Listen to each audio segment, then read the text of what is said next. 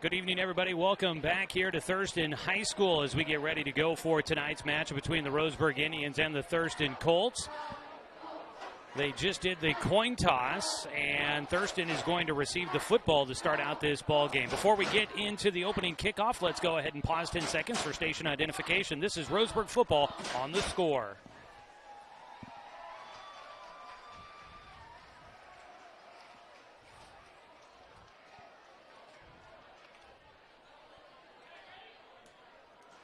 Welcome you back here. We are at Thurston High School. The live video stream, we might have had to restart a new one. We switched from one hotspot to a different one to hopefully get a better signal for our video stream. So hopefully you guys can find that where you might be at. If you know people that like to tune in and watch, let them know. We are, if you couldn't tell, sitting right next to the band here at Thurston High School. We also do have the lovely support beams that will be in the view of those that are watching from home. So, when you go on the road, you get what you get. So here we are. We have the Roseburg Disposal pregame show. You can let them make the run to the dump for you. Give them a call at 673-7122. Along with me tonight, the esteemed Charlie Keeran helping out with the video production here this evening. Back in the studio, Dale Cranford. Roseburg will be wearing their road whites, white tops, white trousers, orange numbers on the back and the front, and the black helmets with the orange stripe down the middle. They will be kicking off right to left to the Colts, who will wear their home blacks with the white numbers on the front and the back, black helmets with the red T on the side of the helmet. The kick will go to the 10-yard line, where it'll be picked up by the return man, angles to the right side. The return man out to the 25-yard line. That is Brody Baker, who will return the football and set Thurston up with the football at their own 25-yard line. They'll spot him out to the 26. Let's go ahead and meet tonight's starting lineup for the Thurston Colts, sponsored by Southern Septic Service. Emmett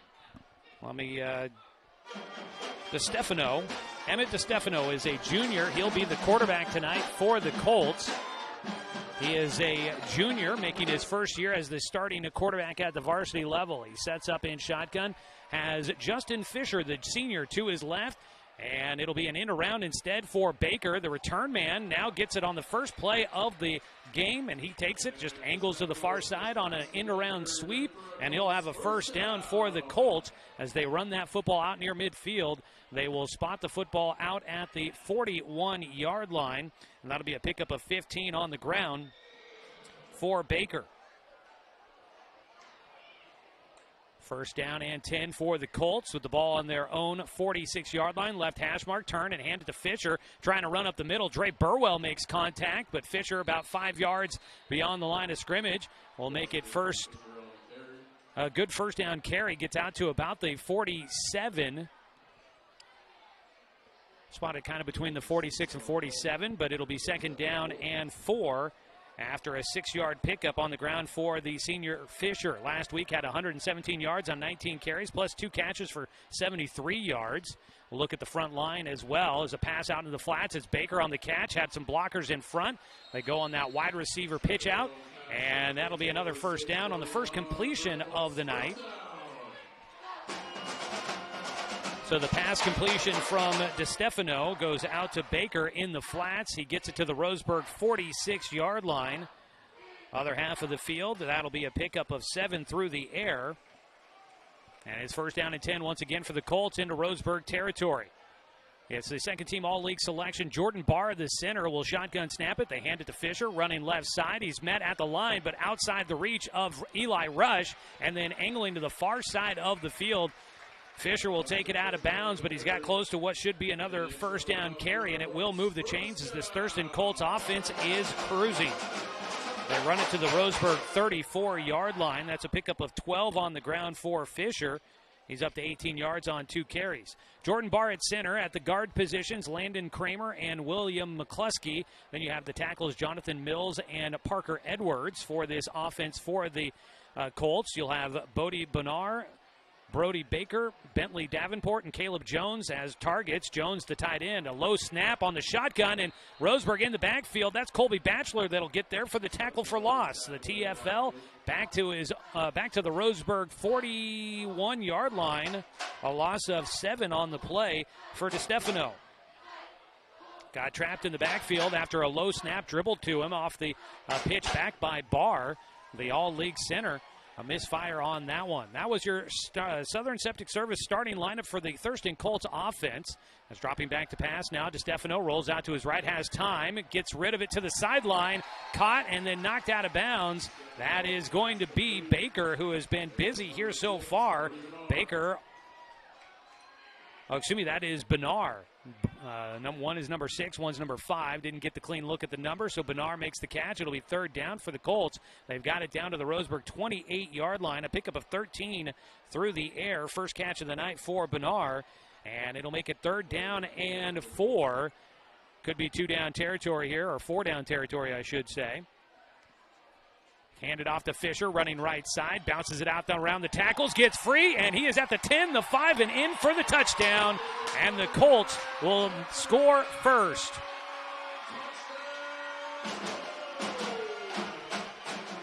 Thurston Colts will get in a touchdown run from Justin Fisher, the senior. Will have his 4th rushing touchdown of the season. This one comes from 28 yards out, and it will put the Thurston Colts on top 6-0 here in the first quarter.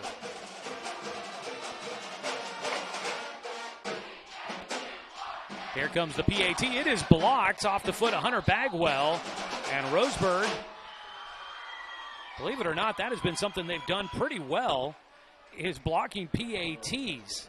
They did it twice last week. They get another one there. A 28-yard touchdown run for Thurston's Justin Fisher will put the Colts on top first. We'll take a 30-second timeout, and we will be back with 9:59 to go in the first quarter. The Thurston Colts lead this one by a score of 6-0. Back after this 30-second timeout on 541radio.com and on the Score, 92.3 FM at 1490 AM.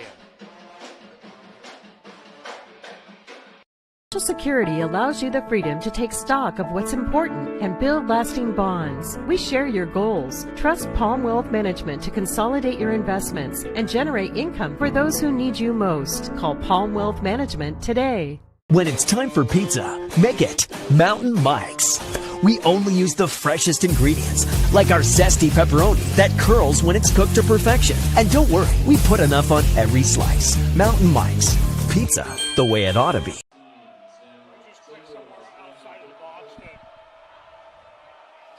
The kickoff away as the return man for Roseburg, Paxton Burke, inside the 5, will angle to the near side, gets out to the 20, and he'll be taken down just short of the 25, out to the Roseburg 24-yard line as the Indians will send the offense out, trailing 6-0 with 9:50 to go here in the first quarter.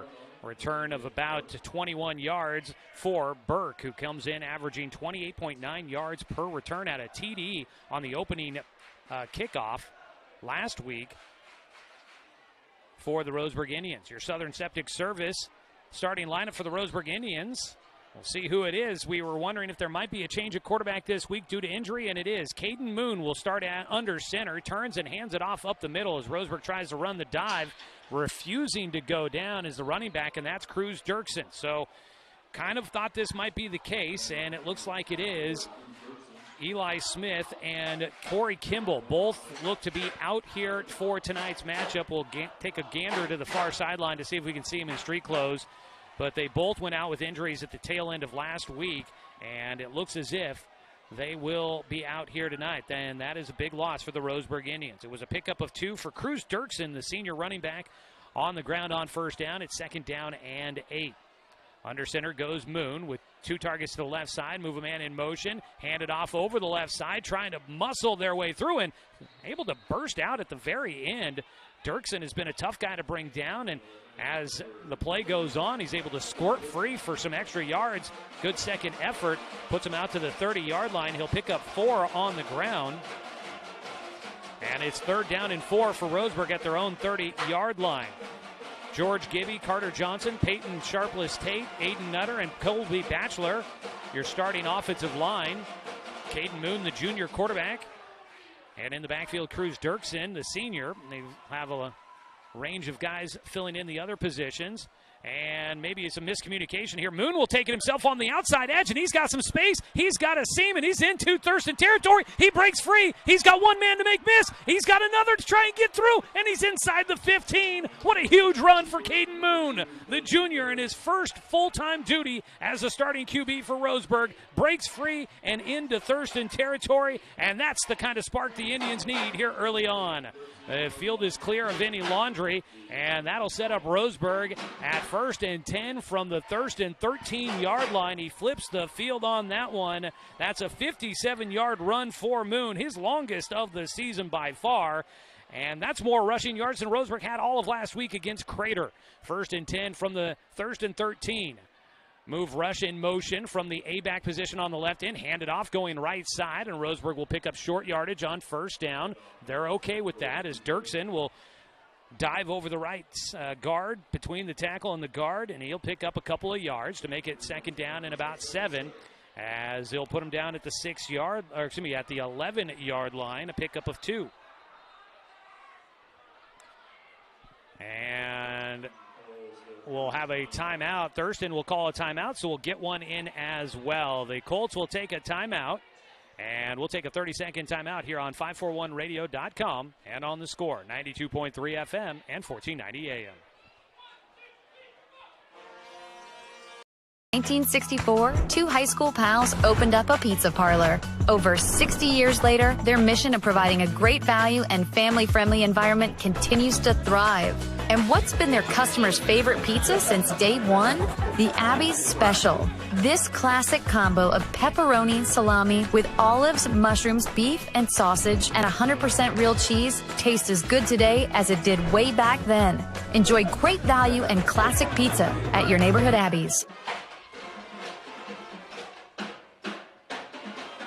Out of the timeout by Thurston, Roseburg facing 2nd down and 7. 2nd down and 8 as they are deep in Thurston territory. They're going to go on the pitch and around for Burwell. He's got space, gets taken down and tackled to the 5-yard line. And that'll be a pickup of 6 on the ground for Roseburg. Burwell on his first carry of the night. Nice little pitch to get out into space, and the Indians able to make it 3rd down and short. They get to the 5. The nose of the football touching that 5-yard line. They've got to get it past the 4 to reset the downs. Roseburg could get a 1st down inside that 4-yard line to make it 1st and goal. So this is probably 4-down territory here for the Tribe. They'll set up with Moon, the backup quarterback starting tonight under center. Rush to the left side, Burwell to the right. It's Cruz behind center, but it's a keeper for Moon. He goes right side, and he's in for the score. Caden Moon will be in the end zone. Touchdown, Roseburg. The Indians answer on the opening drive of the ball game, and Caden Moon takes it in from 5 yards out, and the Indians are on the board. Pending the extra point, they could take the lead. Moon on 2 carries, 62 yards, has what will be his 2nd touchdown of the... make that his 1st touchdown of the season. Remy Huerta, the kicker, right-footed kicker, he's behind that post. Let me tell you, if you're watching online, the snap goes over his head, though, and McLean Stedman will not be able to jump on it. Now finally does. And a missed opportunity there for the Tribe to try and take the lead. The kick no good. So it'll be Caden Moon on a 5-yard run, ties the game up as the kick fails. It is 6-6, tied with 7:07 to go in the first quarter. We're going to keep it right here, and we're going to stay right here as we wait for the next kick and let you know that our starting lineups tonight were brought to you by Southern Septic Service. From residential to commercial, Southern Septic Service has your behind covered when it comes to septic tank pumping and inspections, portable toilet rentals, and grease trap cleaning. Southern Septic Service, woman and veteran owned, and a proud supporter of our local sports teams. And our pregame coaches interview was brought to you by Bowers Industrial, a proud supporter of our local community and youth sports. Joey Keeran here with you from Thurston High School. Quite the start for the Roseburg Indians, looking to end a 3-game skid and get a win over a top-ranked team in the 5A classification. That would be huge. They have started out strong. They've matched the Colts, and it's tied 6-6 in the opening 5 minutes of the ball game. Huerta will kick it away. boots this one deep. It will go to the 5-yard line, and they will go on a reverse. The ball's on the ground on the pitch. The return man picks it up. That's Fisher, and he gets taken down.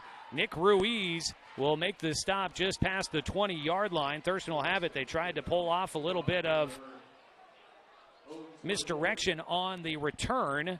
It was Baker that had it, then tried to pitch it to the other return man deep. I believe that was Hunter. Actually, I believe that was Fisher. Yes, it was Fisher because he picked up the fumble, and he ends up just able to scramble out to the 24-yard line. Thurston last time had it at their own 26. Needed 7 plays to march down the field and score on a 28-yard touchdown run by Fisher. They'll send the offense back out.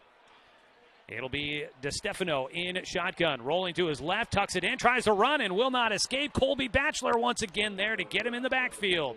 Another tackle for loss for the senior defensive end. Batchelor comes up with a big play, and that'll drop him back inside the 20 down to the 17-yard line. A loss of 7 on the play once again for DeStefano. He's had 2 plays that have gone backwards by 7 yards. It's second down and 17 as the sun starts to set here in Springfield. Lights are on and taking effect on the field. The new roof here at Thurston High School on the grandstands casts a shadow as the sun sets as well. They go on a screen to Fisher. He's got a lot of blockers out in front, and boy, they set that one up nicely.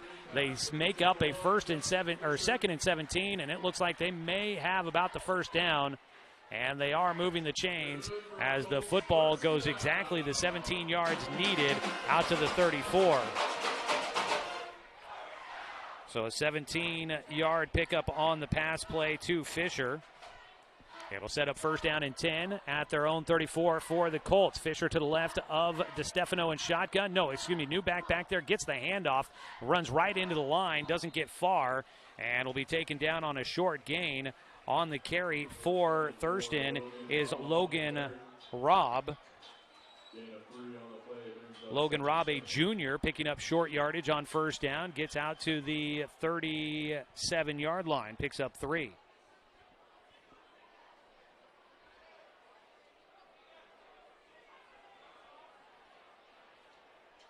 Second down and 7 for the Colts. Shotgun rolling to his right, pressure, steps up. Still trying to get out of the pressure of the Roseburg defense and really not able to escape much. DeStefano weaving his way up the field, got right back to the line of scrimmage. They don't give him anything more. He'll get back to the 37 on the scramble. No gain, and it'll be third down and 7 for the Colts. Roseburg's defense, which has been pretty strong throughout the season. They've helped keep the Indians in some games while the offense has struggled to move the ball. They just have been on the field a lot, but they're trying to come up with a big stop here on third down and long. DeStefano has 3 targets to his left side. He'll roll out that direction, looking downfield, has a man on the intermediate route, goes to the far sideline instead. It's the comeback route for Bodie Benar, the junior, who has 337 yards on 22 catches this season. Makes another one there, and it'll move the chains once again for the Colts. They spot the football out at the 47. It was a pickup of 10 through the air. Benar has his second catch of the night. He already has 5 receiving touchdowns on the year. Handed off to Fisher, trying to run. He makes a jump cut over the right side of the offensive line, goes back towards the middle of the field, gets to the logo at midfield, ends up a yard shy of hitting the 50-yard line. He'll stay at the Thurston 49, picking up 2. Colts been moving pretty quick, strictly out of shotgun with their offense. They spread it out. They usually only have the one back in the backfield. And that is the setup here as Fisher's to the left of the quarterback. 3 targets to the left side. They'll go on that wide receiver screen. It is caught by Benar. Races down the sideline. Sheds the first tackler, but staying with it. Coming up to make the tackle for Roseburg is Caden Toscano-Martin, the junior. But not before another first down for the Colts. The marching band will let you know that that is in fact the case. The ball goes to the 37, Roseburg's half of the field. That'll be a 14-yard pickup through the air on third catch of the night for Benar. First and 10, left hash mark, rolling to his right side, wide side of the field. Scott Bonar going deep. He's not going to go there. Instead, dumps it over the middle. It's caught by the intermediate route. That is going to be Peyton Ferreira. Ferreira will make the catch, and it was enough for a first down as well. So Ferreira hauls it in at the Roseburg 27-yard line. 3:39 to go. That was a pickup of 10. And Ferreira moves the chains, and we get a timeout down on the field. We'll go ahead and take a 30-second timeout as well, as Roseburg uses their first timeout of the night. We'll take a 30-second break, be back here on 541radio.com and on the Score, 92.3 FM and 1490 AM. The Umpqua Dairy Family Reunion. Most people are very familiar with our special ice cream flavor of the months. But did you know that our ice cream is a direct descendant of our milk family, including our newest family members, the organic family of products? Throw in a few more family members, including cottage cheese, sour cream, and whipping cream, and you're going to need a larger shopping cart. And of course, Aunt Gladys loves each and every family member equally. We're Umpqua Dairy, Oregon's favorite dairy family for almost 90 years. Roseburg used their first time out of the night here with 3:39 to go first quarter. It's a tie ball game, 6-6 as they take on the number 7 Thurston Colts. Last year, Thurston won it 31-24, scoring with 1:03 left to go to win that one against Roseburg down at Finlay Field. They're looking to add to 6 points on their board so far. On first down, they hand it off to the senior running back Fisher, who was an honorable mention all-league selection last year. He dives over the left side, takes it inside the 25, down to the 24-yard line, picks up 3 on his 5th carry of the night. He's averaging just over 10 yards a carry so far with 51 yards total. He did have the 28-yard touchdown run to get the scoring started. Second down and 7. Looking to pass to Stefano. Steps up. He tried to spin out of the pocket, but things collapse on him. Roseburg, meet me at the quarterback. Roseburg gets a couple of guys there. One of them, Carter Johnson. He also had in the backfield for Roseburg, well, wearing number 5. I'm not sure who that is. They don't have a 5 on the roster I have. Pretty sure that was the number I saw. Yeah, they've got one of their defensive end guys wearing the number 5. It was the front guys up on the defensive line that all meet at the quarterback. Also in there, I believe, Jake Chartier as they pinch around the pocket, taken down for a sack. The ball went back to the 28-yard line. Looking to pass again to Stefano. Throws it late. Has a man wide open at the 5 and in. Touchdown. A penalty flag is out. We'll wait to see on this one. After taken down for a 4-yard loss on a sack, did DeStefano. Did he make a big play? Holding the call against the Colts will bring back a touchdown grab. It was second down and 11. They almost had just a miraculous escape play for a score. It was Brody Baker on the catch and run that would have been good for a 28-yard touchdown again, but the penalty will wipe that one off the board. So a Thurston penalty backs him up to the 38-yard line, a 10-yard penalty, and they'll have third down. And now it'll be 21 yards to go. They've got to get the ball to the 17, and they've got it at the 38. Roseburg sending some pressure, rolling out of the pocket to Stefano, loads up and throws downfield, has a man open in the end zone. Did he get back to it? Yes. And this time, Brody Baker will have his touchdown.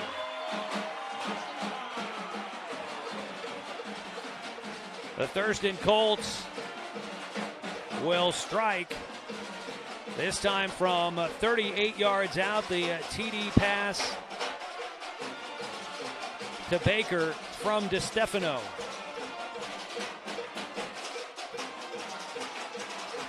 The PAT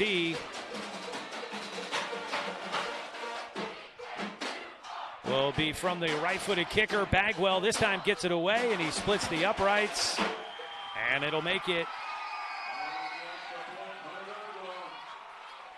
That'll make it a 13-6 lead. Thurston back in front. Scoring coming pretty quickly here in the first quarter of this one. 2:10 to go. It is 13-6. Thurston in front. We'll take a 30-second timeout on 541radio.com and on the Score, 92.3 FM and 1490 AM. Quality Fences, doing it right for you. Just ask your neighbor. They reflect a style as unique as you are. They make first impressions. They provide space, add lasting beauty, and security. Quality is a reflection of who you are. That's why all your fencing projects begin here. Quality Fences, doing it right for you. Well, so far we've had 3 drives and 3 touchdowns. It's 13-6. Thurston in front of Roseburg with 2:10 to go in the first quarter. Kickoff away from left to right. It'll go to Burke at the 8-yard line. He angles to his left, now tries to weave his way back to the right, climbs the hash marks out past the 25-yard line. And Roseburg will set up with the football at their own 27. Roseburg football tonight here on the Score is brought to you by Roseburg Country Club, established in 1922, offering an 18-hole course with excellent year-round playability. Find out more at roseburgcountryclub.com. Last drive was an 11-play drive for Thurston. It took 4 minutes and 49 seconds. They cover 76 yards, and it was a 38-yard touchdown pass from DeStefano to Baker for the score, and the PAT good off the foot of Bagwell. Roseburg will hand it off, just bouncing off of black jerseys. It just kept sliding more and more to his left. Cruz Dirksen on the carry did not go down, just kept upright and just kept kind of pushing his way forward, and eventually got to a weak spot, was able to lean forward for a couple of yards, gets out to the 30 as he picks up 3. Dirksen so far 4 carries. He hasn't really racked up yardage, but he's been able to kind of keep Roseburg on schedule. They want to average 3 yards a carry, and right now he's at 11 yards total on 4 carries, so he's pretty close to that 3-yard mark. He'll set up as the back behind Moon under center. Rush moves from the left side of the end, gets the pitch, sidesteps the first man, now needs the burners, gets the outside corner, and he got stood up and shoved out of bounds on the far side by Justin Fisher coming up to make the stop. He gets pushed out of bounds close to the first down marker. Not going to be quite enough, but it does make it 3rd down and short for Roseburg. They need to get 2 yards as they're at their own 35-yard line. Pickup of 5 for Rush on his first carry of the night. Clock under a minute to go here in the first quarter. Roseburg will need to snap it at least one more time. They hope they'll be moving the chains on this one. They set up with that tight formation, a back on either side of the line. Rush moves in motion from the left side, and a penalty flag comes out. It would have been good for a first down, most likely, but Dirksen lets up as he hears the whistles, and he goes into the line. And it is against Roseburg. It's a false start called against the Indians, their first penalty of the night. And that'll hurt. The ball goes back to the 30. It'll be 3rd down and 7. Clock should start here once they get things go. There they wind it. 37 seconds to go in the first quarter. 13-6. Roseburg trailing by 7. Moon under center. He'll move Burwell from motion from the right side, pitch it to him, stretching it to the outside corner, and he can't get away. Thurston had the numbers out there, and they're able to track it down. Back to the line of scrimmage on the carry by Burwell, and it's 4th down for Roseburg.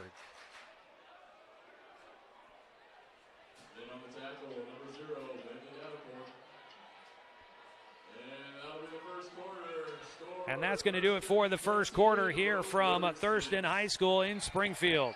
Roseburg will be facing 4th down as we come back after this 1-minute timeout. It's 13-6, Thurston in front as we go to the second quarter on 541radio.com and on the Score, 92.3 FM and 1490 AM. Turn your home into your dream sanctuary with help from Douglas County Farmers Co-op. For over 100 years, we've carried everything you need to keep your garden and crops green and growing. including a large selection of soil mixes, composts, fertilizers, and other soil amendments. You'll also find stones, boulders, gravel, and more to add structure and diversity to your yard. Stop by or shop at DouglasCountyFarmersCoop.com. Quality Fences, doing it right for you. Just ask your neighbor.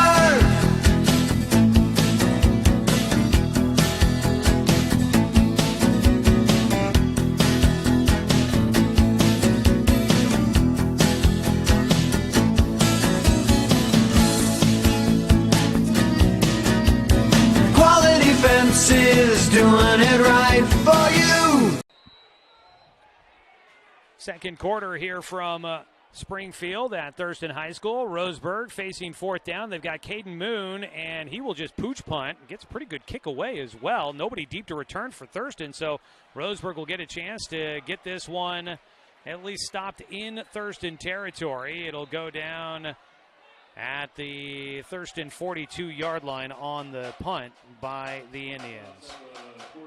So Thurston able to get the stop. Roseburg a penalty derailing that drive there. Thurston gets it with 11:51 to go here in the first half. Their first drive of the second quarter starts at their own 42-yard line. Well, I'll give the band this. They've got plenty of energy. They have not let up much here tonight. And hopefully you can still hear me, and hopefully I'll have my hearing when it's all said and done. Roseburg football brought to you by Mountain Mike's Pizza. Pizza the way it ought to be. So it's 1st and 10 for the Colts. They're back out there. They've scored on their first two drives. They will go on a little toss in the backfield. It was Brody Baker on what is a forward pass, the little underhand shovel pass to the man moving in motion from right to left. Baker gets it, gets dropped back, though, at the 38-yard line. So a tackle for loss for Roseburg. They drop him for a loss of 4. That officially is a reception for Baker, as it is a forward pass. Baker will set up in the slot on the right side, trips out that direction. DeStefano looks that way, now angles it back. They've got the tunnel screen to the wide receiver on the near side. Catch made, racing down the sideline, and caught up to in Roseburg territory. Catch by Bentley Davenport, the sophomore, his first catch of the season, at least that I know of. So the pass play takes it to the Roseburg 32-yard line. A pickup of 30 on the play. Davenport only had stats for 3 of the 4 games that Thurston has played, and he did not have a catch in any of those. Man kind of got lost on the sideline. It is caught. It's Bodie Bonar. I thought the pass was intended for Brody Baker, who was a little closer. It goes over him, and all of a sudden, poking out from nowhere on the sideline was Bonar. Makes the catch, and he breaks free down the sideline. Another pass for a first down, and Thurston quickly moving into the red zone. They have first and goal from the Roseburg 6, as that'll be good for a 26-yard completion to Bonar. They will go quickly. DeStefano rolling out to his left, has a man open, almost tipped it away. Eli Rush got a hand on it, but it makes it through, and Bonar is there for the touchdown.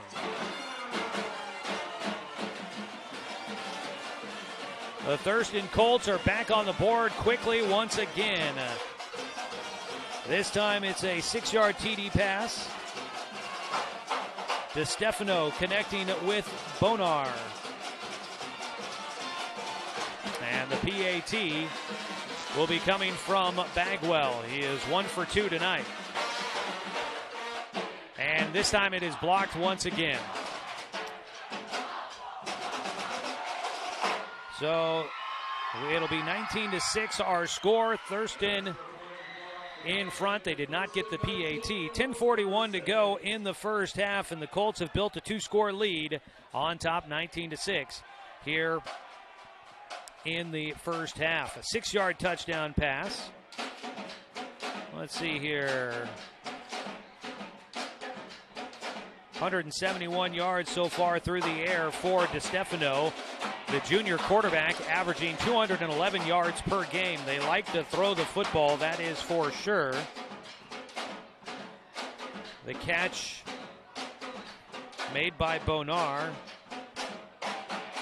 for the score. That puts him at 69 yards on the night. He's got the catch, and for him, that'll be his 6th touchdown reception of the season. That drive needed just 4 plays to find the end zone.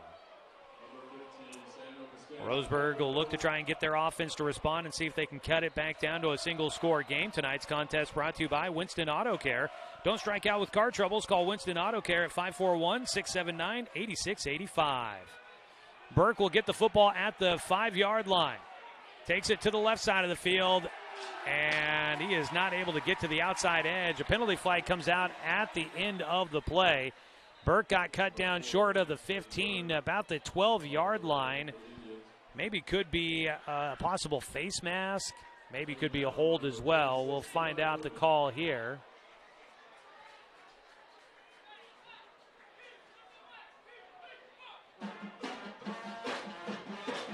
Roseburg hoping this one goes in their favor to back him, get them out from their own end zone. Personal foul. It is a face mask against Thurston.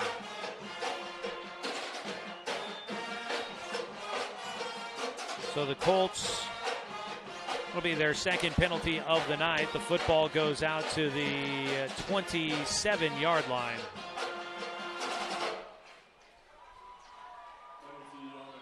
So 15-yarder.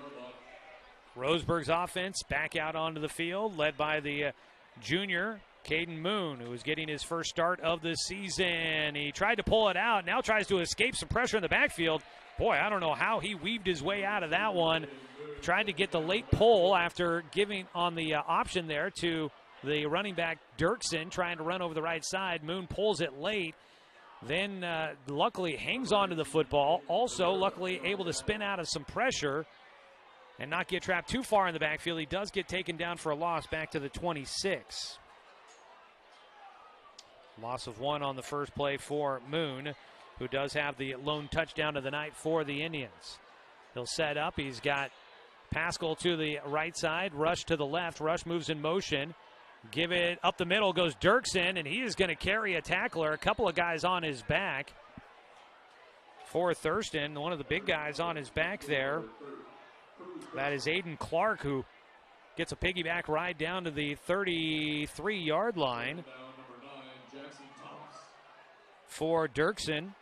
That'll be a pickup of 7, his longest run of the night. And Roseburg will face 3rd down and 4. Nice carry there to set up a 3rd down and manageable. Dirksen again in the backfield. Pascal to the right side, Rush to the left. One man spread out wide to the left side, and one to the right. Roseburg running it, and Dirksen does not go down easily. And he might have just earned himself a 1st down. He does. Hard running there by the senior Cruz Dirksen as Roseburg playing their offense, marching down the field, trying to eat up clock, but also trying to just hold on to the possession here. They get it out to the 38-yard line, a pickup of 5 once again for Dirksen. Cruz taken down in the middle of the field. Roseburg 1st and 10. Break the huddle. Might be Preston Berry at the center position for Roseburg. And again, Dirksen. No, excuse me, this was Moon on the keeper this time.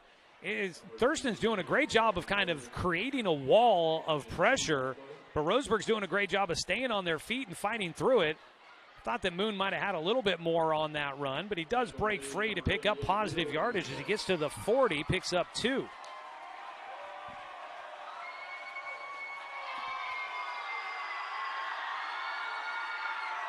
It's number 67 at center. Normally it's been George Gibby wearing 77, but showing some pressure. And Thurston in the neutral zone might get whistled for the offside. A penalty flag did come out. It is against the Colts, and their fans got loud. That might have been distractive maybe a bit for the Thurston defense.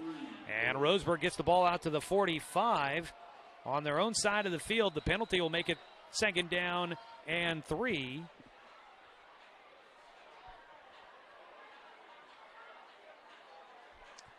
So now the much more manageable attempt here on second down thanks to that penalty. Second on this drive by the Colts.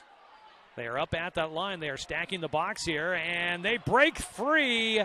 Caden Moon taken down immediately, blitzing through and making the stop will be Jackson Thomas. They got immediately in the backfield. They'll give Moon credit for the forward progress at the 42-yard line, so it's only a loss of 3. But now it is third down and 6. 7:03 to go here and counting in the first half. Roseburg trailing 19-6. Both teams scoring in the first quarter. But Thurston was able to get a second touchdown on the board before the first quarter came to an end and added one here in the second to build a 2-score lead. They pitch it going left side. Burwell finds a seam, cuts it upfield, gets across the 45 it looked like. Wait to see exactly where they spot him. They might put him down right at the 45. They've got to get to about the 48. Yeah, the football right at the 45. A pickup of 3 on the play by Burwell. And Roseburg facing fourth down from their own side of the field. They've got to pick up 3 yards. Do they leave the offense out there? Last time we saw a pooch punt by Moon. He'll set up under center here. We'll see if he drops back on fourth down and short. This is a spot where they might have normally gone to a quarterback sneak and just try to go with a bit of a tush-push look with Corey Kimball. Not sure if they would go with the same with Moon. He tried to get the defense to jump. Now finally does get the snap. He pulls it out late from from Dirksen, racing to the edge, trying to get upfield. I don't think he's going to quite get there. He needed maybe 1 more yard. The spot's going to be close, but I think he's about a yard or a half a yard shy. No, they gave it to him. Oh, what a spot in favor, and a great job using the legs for Caden Moon. It was tough to tell here on the near side. All the Thurston coaches are standing there looking across the way at the sticks on the far side, and they can't believe it. It was a first down by the minimum as the ball gets to the 48-yard line on Roseburg's half, and Moon does enough to pick up the first down, a 3-yard gain, and it's 1st and 10 for the Tribe. 5:47 to go here in the first half. Roseburg will get the ball to start the second half. So if they could get a score and wind out this first half clock and then get a chance to do it again to start the second half, maybe an opportunity to try and really build some momentum against the Colts. They do send some pressure. Moon pulls it out. He's going to sprint the other direction. He'll throw this one away to the sideline. And a penalty flag comes out from all the way on the near sideline well after the play. Moon scrambled out of the pocket, was still behind the line of scrimmage, and threw that ball deep past the line of scrimmage and out of bounds. I'll wait to see what the call is here. I think they're trying to say intentional grounding.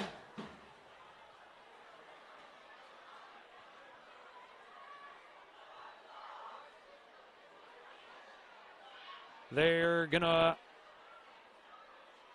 to wave off the flag, no penalty, so it'll just be an incomplete pass.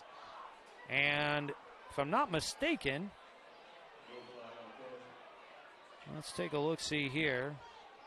Yeah, that is the first pass attempt of the night for the Roseburg Indians with 5:38 to go here in the second quarter. I think they wanted to get one earlier, but Moon was sacked on the play immediately, so he didn't have a chance to try and roll out. This time he maybe a bit of a heads-up play, throws it away to save a loss of yardage. Burwell moves in motion from left to right, looking to pass. They're going to go down the far side. Diving attempt! And he can't hang on to it. It was McLean Stedman. He goes full vertical, or full horizontal to try and get to that ball. Lays out and almost comes up with the play. Great attempt there by Stedman, but he's unable to hang on. He had the ball in his hands. Great placement by Moon as well. And unfortunately, it'll be third down after another incompletion. The ball is at the Roseburg 48. Got to get it to the Thurston 42. Clock is stopped after another incompletion. 5:32. The crowd will get loud as they look for a third down stop. Moon will be under center. He's got Dirksen behind him. Probably another passing down here for the Tribe. Burwell moves in motion from the right side. Fake the pitch. Rolling to the left side goes Moon. Tries to bounce it back out. He'll lose yardage, and that's going to force Roseburg into a punting situation. Things did not open up for Moon on the left side trying to run. And he gets dropped back to the 43-yard line. He'll lose 5. And Roseburg now at 4th and 15. They'll be looking to try and probably kick this one away. Now, if they could get the defense to jump, maybe they'd have a thought, but still it'd be 4th and 10 from just barely at midfield. Kick away by Moon, angled right side, and unable to field it was Fisher. He'll go back and watch this ball trickle down to the 5-yard line. He just didn't get a good read on it, couldn't jump up to get it, and that'll end up being a great punt by Caden Moon to push the Colts all the way back inside their own 5-yard line. So Roseburg does kick it away. Their drive stalls out near midfield. Thurston will have it with 4:39 to go in the first half. The Colts leading this one by a score of 19-6. They have missed 2 extra points. The ball does get spotted at the Colts 5-yard line. Change of possession. Let you know that tonight's game brought to you by Evergreen Family Medicine. Expect the unexpected with Evergreen Family Medicine. Serving Roseburg, Myrtle Creek, and Sutherland, Evergreen offers more than traditional primary care. You can always expect more from Evergreen.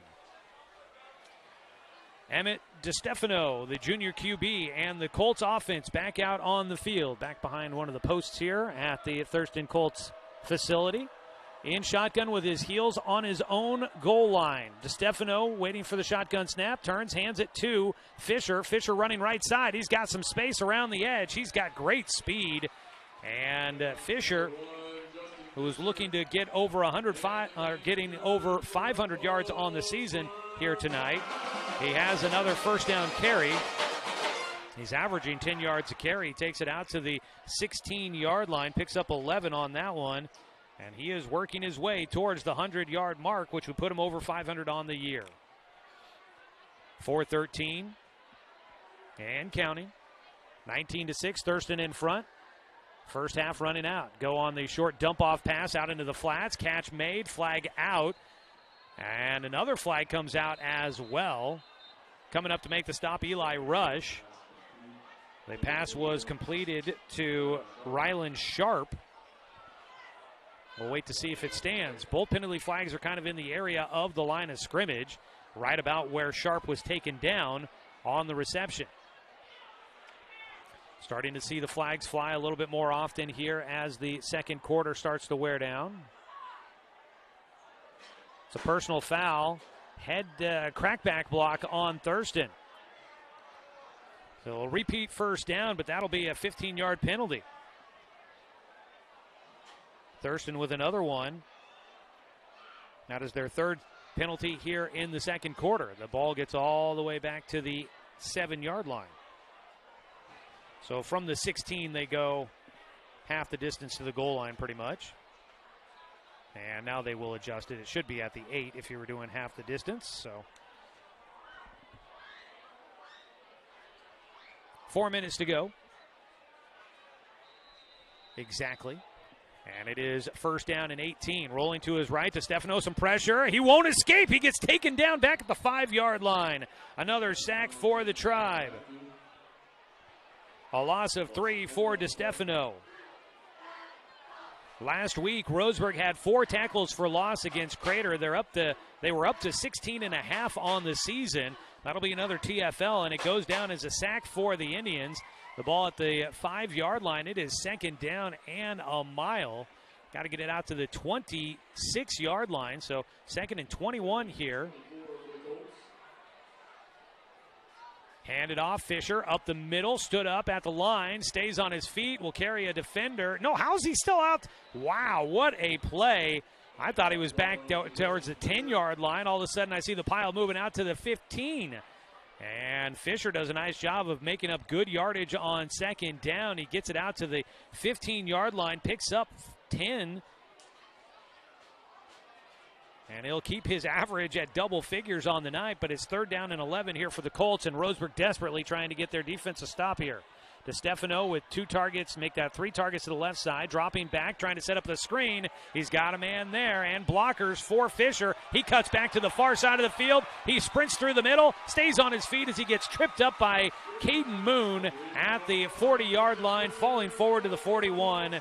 And they set up the screen play, and Roseburg didn't have enough bodies there to combat it. A pickup of 26 through the air. Nearing 200 yards on the night for DeStefano. And for Fisher, 26 yards on that one. We'll put him at 43 on 2 catches this evening. New man in the backfield. That'll be Rob to the left of DeStefano, and penalty flag out as the shotgun snap came in. I think some miscommunication on the snap count.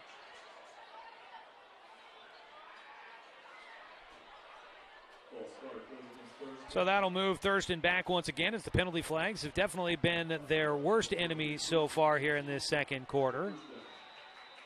But they've been able to make up those penalty yardage. They go back to their own 36-yard line, a loss of 5.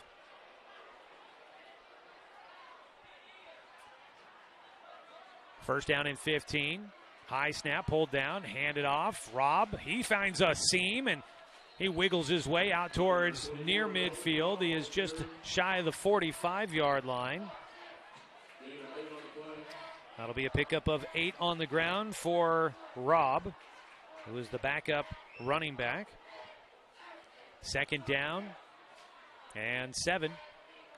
I'll make it a long 6 here. No, a full 7 yards there. Handed off to Rob again. He tries to bounce it to the right side. He does get free, has the first down, and into the secondary, taken down by McLean Stedman into Roseburg territory. So the second running back in the game for Thurston, Logan Robb, will rumble his way to the Roseburg 44-yard line. He flips the field. That's a pickup of 12. They go on a quick pass out to the flats on the left side. That is Bonar with the catch and run. Marches inside the 35-yard line, and that looks like another first down for the Colts. They are racking up the first downs here tonight to the 33. Pickup of 11 on the pass play. And that'll put DeStefano over 200 yards on the night. Bonar has his 6th catch of the evening. They're going to go deep down the sideline, just out of the reach of the hands for Justin Fisher. Fisher got behind the defense by a step, had a little bit of a window to try and haul that one in, but the throw from DeStefano just out of his reach. And how about this? On his 13th attempt of the night, DeStefano finally has his first incompletion. He has been really finding targets. 208 yards, 12 for 12 to start out the game. He gets a shotgun snap, rolls to his right on 2nd and 10. Has some time, still rolling. Nobody opens up, and he's going to slip out of a tackle in the backfield. He is still looking to pass, will dump it off, finds a man open. It is caught, and a penalty flag is out, is taken down at the 15-yard line. The catch made by Peyton Ferreira. We'll see if it stands. But oh my goodness, Roseburg had their shot to take down DeStefano in the backfield with another sack, but he is able to escape, finds a target, but it may just be another play where improvising ends up costing the Thurston Colts. A penalty flag out. Yeah, you got an illegal man downfield by Thurston, so that will wipe off the play. 25 seconds to go here in the first half. Roseburg trying to keep the Colts out of the end zone and keep this just a 2-score game going to the locker room. Roseburg will get the ball to start the second half. Thurston backing themselves up back to the 38-yard line, a loss of 5 on the play, and a timeout taken down on the field with 25.4 seconds to go in the first half. Tonight's game brought to you by Waldron's Outdoor Sports. Hunting season right around the corner. Check out hunting and fishing gear and supplies at Waldron's, now at a new location at 450 Northeast Stevens in Roseburg. Coming up, we will have your Abby's Legendary Pizza halftime report. We'll take a look at stats We'll take a look at your scoring recap, and we do have some scores that we can pass along to you tonight. League matchups in Special District 4, the Midwestern League at the 5A level. Tonight you've got Crater at Eagle Point, Springfield at North Eugene. South Eugene is hosting Crescent Valley in a non-leaguer tonight. We might have some scores from some of those games. We'll also check in with some other scores of note from around the Umpqua Basin and beyond. So stay with us for the Abby's Legendary Pizza halftime report coming up in just a few.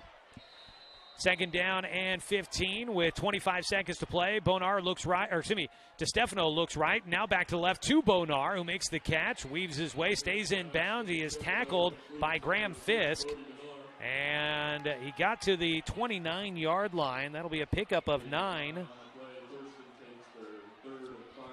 Pickup of 9 for Bonar. He's got 89 yards through the air on 7 catches. Thurston will use their final timeout with 18.2 seconds to go in the first half. Their final timeout of the first half. Tonight's game brought to you by Palm Wealth Management, a member of D.A. Davidson & Company, member SIPC.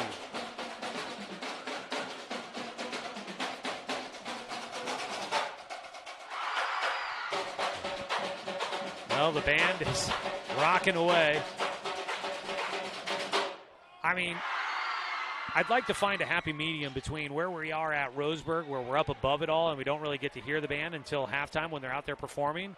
I'd like a happy medium between that and sitting 20 feet away from the band. If we could get somewhere where I could hear them but not be right next to them, that would be pretty cool. They are doing a great job over there, and that is kind of all the atmosphere. Third down, out of the timeout, Huck to the end zone, diving catch. Did he hang on to it? No, incomplete the call. In and out of the hands intended for Bentley Davenport. Incomplete, going to the end zone. Just the second incompletion here in the first half for DeStefano, and it's 4th down and 6 for the Colts. And I would think with 12 seconds to go, there's no harm in trying to go for it here. I imagine they probably will. They don't have a way to stop the clock if tackled inbounds. So they might just try to go on a quick out route. No, you know what? It looks like they are bringing the field goal unit out. Hunter Bagwell is 0 for 1 on field goal attempts this season. He's going to try one here from 37 yards out. It is wide left, and the clock will stop with 7 seconds on the clock. So a field goal miss. They were kicking. That might have been a 47-yard attempt. I think they kicked that from the 37-yard line. So I think a 47-yard attempt there. And Roseburg will get the football with 7 seconds to go. They will have it at the Springfield, or at their own 20-yard line. Not Springfield, we're at Thurston in Springfield. Unlike the NFL, you do not get the ball where they kicked it from. You've got to just go to the 20. It's kind of like a touchback. So Roseburg will have it 1st and 10 from their own 20-yard line. My guess is we see a knee taken by Caden Moon, and we go to the locker room. Moon does kneel down, and that will do it for the first half of tonight's ball game.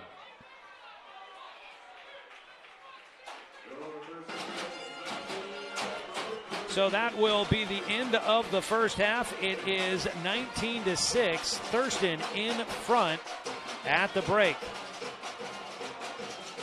The Colts were able to march up and down the field and build a 2-score lead, but they stall out on their second drive, or their last drive of the first half. And Roseburg's able to go into the locker room, probably feeling good about getting a stop there to finish out the first half. And the fact that they get the football to start the second half, they'll have an opportunity to try and strike first and see if they can find their way back to within a score in this one. At the break, it is 19-6. Thurston in front of Roseburg. We'll be back after this 2-minute timeout here on 541radio.com and on The Score, 92.3 FM and 1490 AM. To us, pizza the way it ought to be isn't just our slogan. It's our promise and our passion to give you the best dining experience and the best tasting pizza you expect. For over 40 years, we've been making pizza the way it ought to be. Handmade with the freshest and finest ingredients. Our dough is made fresh daily, and we use 100% whole milk mozzarella cheese and toppings to the edge. There's pizza, and then there's Mountain Mike's Pizza. Pizza the way it ought to be. Successful companies have a very important secret. Good advertising works and makes them money. That's why your business should contact Lotus Media Group. Let us help you cash in with multimedia advertising. Multiple touches from Douglas County's only Google certified partner and most effective advertising platform. Web, broadcast, print. Make it happen. LotusMediaGroupLLC.com. Are you an enthusiastic sports fan? Want to have fun and get in on the action? Heck, yes, that'd be awesome. Have great attention to detail? Want to stay active? Definitely. Want to give back to the student athletes in your community? Obviously, yes. Then you'd make an excellent high school sports official. We need more officials in Oregon, because with no high school officials, there are no high school sports. Sign up today at highschoolofficials.com. Looking for more local sports coverage? CBS Sports Radio 1490 The Score has you covered. Check out our homepage at 541radio.com for sports stories, scores, and podcasts. And follow us on social media. 1490 The Score is on Twitter, Facebook, and Instagram. And take the station with you wherever you go with the 541 Radio app. Download the app in your smartphone's app store and get access to a live stream of the station, sports stories, podcasts, and easy messaging with the station and other.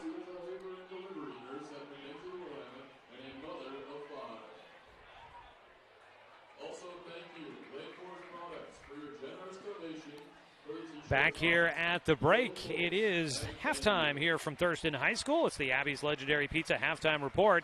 Abby's Legendary Pizza, proud to sponsor today's Roseburg High School Indians football game.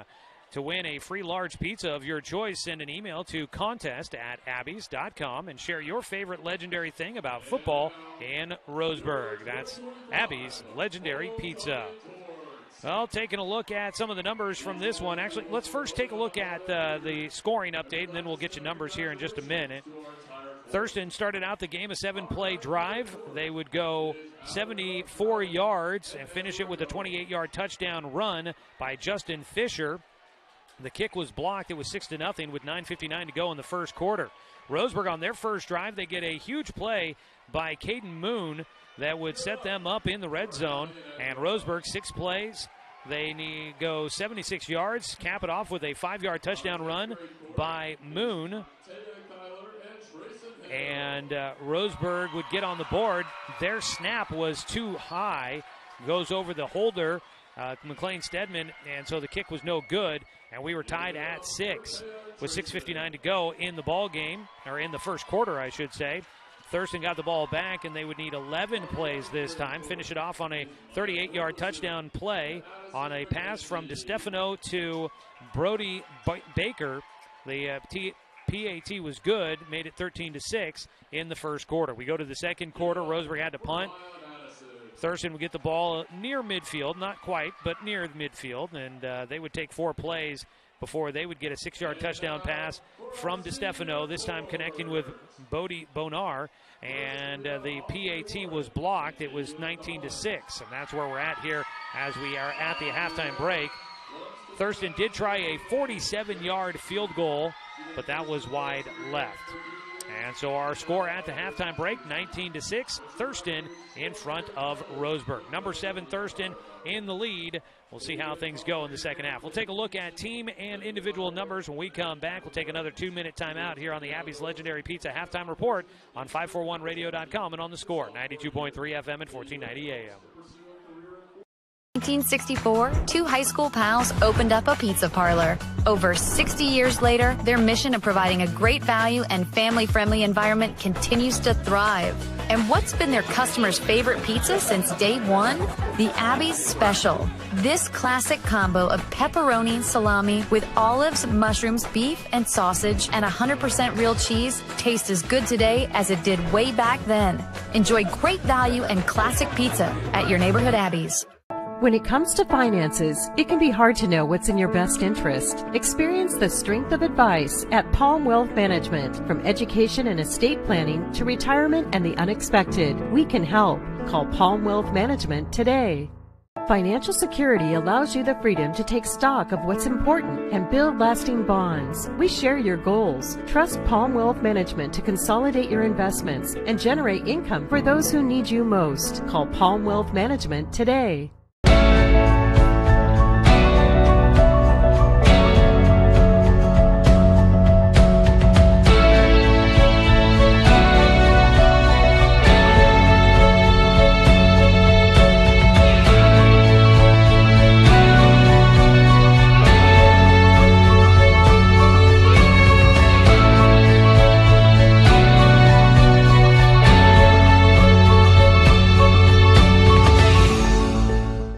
In today's big box store, how-to YouTube video world, it is hard to do it yourself. If you're fixing your fence or putting in a new one, the only place to start is Quality Fence. We stock almost anything you need and take the time to show you how to really do it yourself. Visit the Quality Fence showroom in Roseburg and get great fencing ideas at QualityFenceCo.com. Quality Fences, doing it right for you.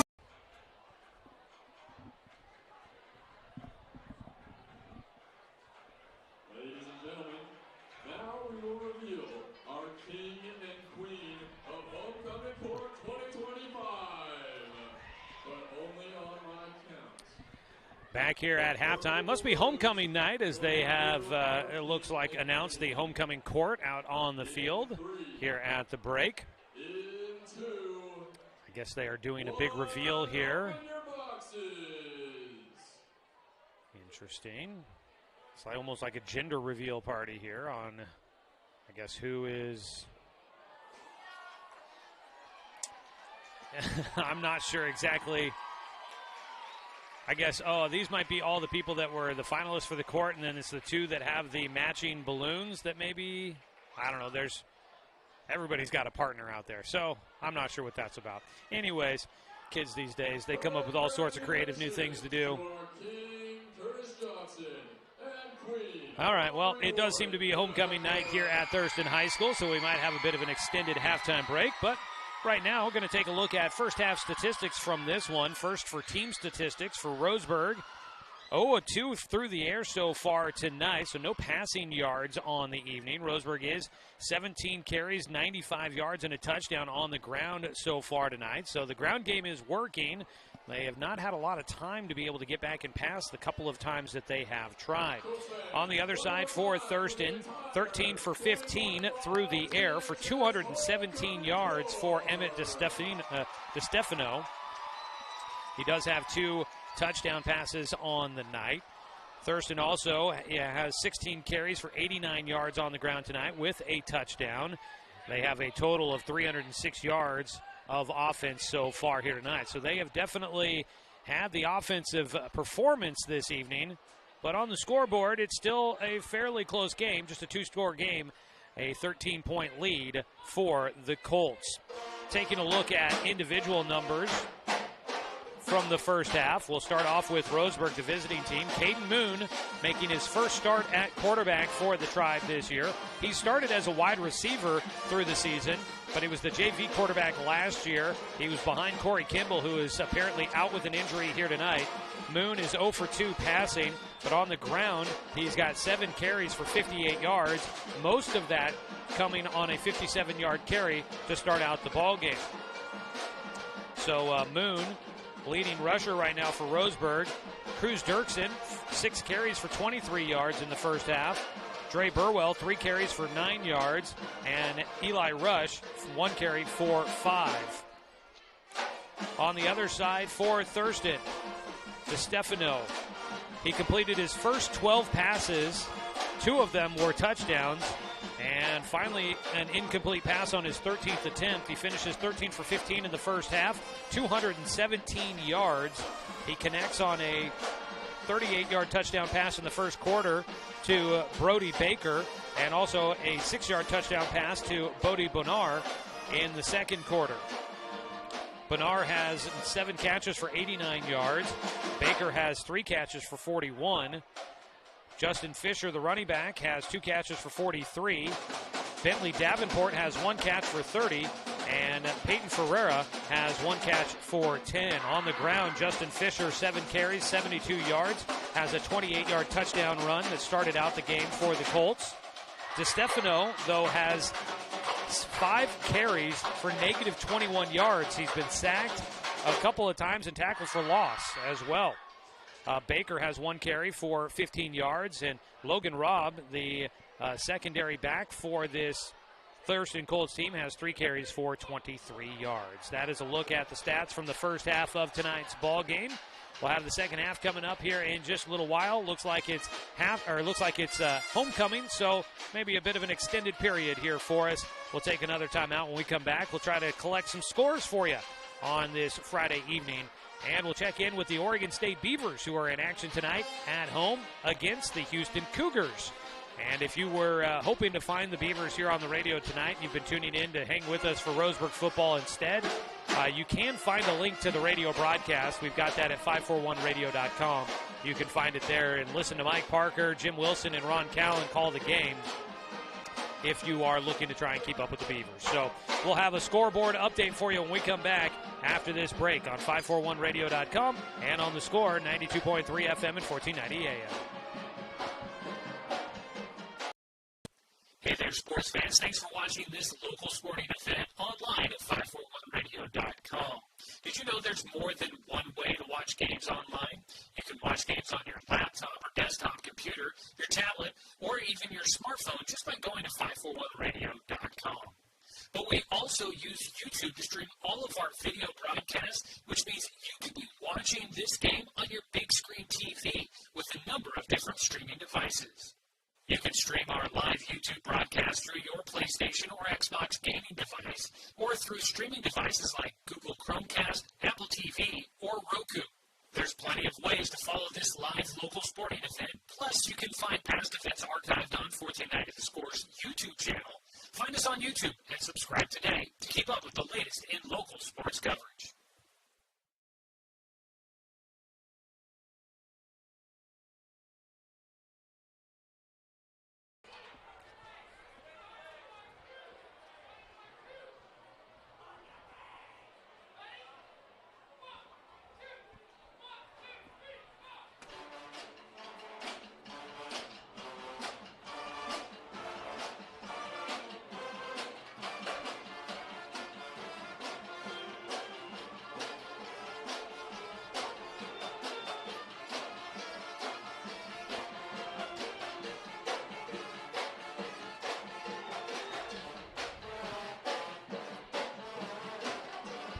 The Abby's Legendary Halftime Report. Wrapping things up here for you. Abby's Legendary Pizza, proud to sponsor today's Roseburg High School football game. To win a free large pizza of your choice, send an email to contest@abbeys.com and share your favorite legendary thing about football in Roseburg. Hey, don't forget to stick around for the post-game show when we name the Quality Fence Player of the Game. That's Quality Fence doing it right for you. We'll find out which player for Roseburg was doing it right here tonight. Well, taking a look at scores this evening for the Oakland Oakers in a top 10 battle. Oakland at Lost River at halftime. Lost River winning 28-6 in that one. Tough start to that game for the Oakers. They were down early. They had a fumble that was recovered by Lost River into the first quarter. Lost River was already up 14-0. And 28-6 the score at halftime. We'll hope to see Coach Ben Lane and his crew get a comeback in the second half in a big matchup against a very good Lost River team. How about some scores from the Special District 4 League Conference, whatever. Crater, they are pounding Eagle Point tonight, 42-0 at halftime. So Crater, after beating Roseburg last week, they are handling business so far against Eagle Point. Taking a look elsewhere from the Southwest Conference, or the South Valley Conference, whatever they're calling it now. Grants Pass is winning 28-21 against South Salem. Cottage Grove losing to Pleasant Hill tonight, 21-0 at halftime in that one. Henley, that was the opponent that Thurston played last week, a 5A versus 4A game that got kind of put on the schedule at the last minute because South Eugene canceled the game. They didn't have enough available players. So Thurston picked up a game against Henley, who is the number 2 team at the 4A level. And Henley right now getting shut out by Cascade Christian, 21-0. Cascade Christian, a 3A team, one of the top teams at 3A, beating the 4A Henley Hornets. North Medford losing to West Salem, 14-7 in that matchup. And it looks like those are most of the scores. Willamette is beating Sheldon right now, 8-0. Well, at least that was in the first quarter of that game. Haven't had a further update on that one. That is some scores there. Dan Bain checking in. He's been calling Brookings Harbor games this year. He's got a 14-0 lead for Brookings Harbor on top of St. Mary's at halftime in his game there. And checking in with the Oregon State Beavers. They are at Reser Stadium tonight taking on the Houston Cougars. The Beavers 0-4, looking for their first win. The Cougars are 3-0. And wouldn't you know it, with 3:01 to go in the first quarter, the Oregon State Beavers are leading 7-0. So the Beavers, good start. Long way to go in that one, but they're looking to try and pick up their first win of the year. They were double-digit underdogs in that one. Last line I saw, they were 13.5-point underdogs in that game against Houston, and out to a 7-0 start in that ball game. Not sure if we know who did any scoring for that one. Let's see here. See if we can find out for Oregon State. No, it looks like it must have been a rushing touchdown. Jake Reichel with a rushing touchdown for the Beavers. So kind of an unexpected name to see as the guy that has gotten into the end zone so far for OSU. Do have a little bit of time still to kill as the teams are making their way out of the locker room. Thurston's out here so far. Roseburg has not made their way out just yet. Let's take a bonus 1-minute timeout here from Thurston High School. We'll use up some of our second half's commercial breaks here. We'll take a 1-minute timeout. We'll come back. This has been the Abby's Legendary Pizza Halftime Report on 541radio.com and on the Score, 92.3 FM and 1490 AM. The best words you can hear tonight? Order ready for Susan? And if you hear those words at Abby's, you know it's going to be a legendary meal. Your pizza is loaded with toppings to the edge, premium ingredients, and real cheese. Yeah, baby. Gather with friends, play some video games, and watch the big game on TV. That's made Abby's a legendary pizza tradition for generations. And when you're ready to hear those magic words, Tom, your order's ready. You know where to go. You're always welcome at Abby's.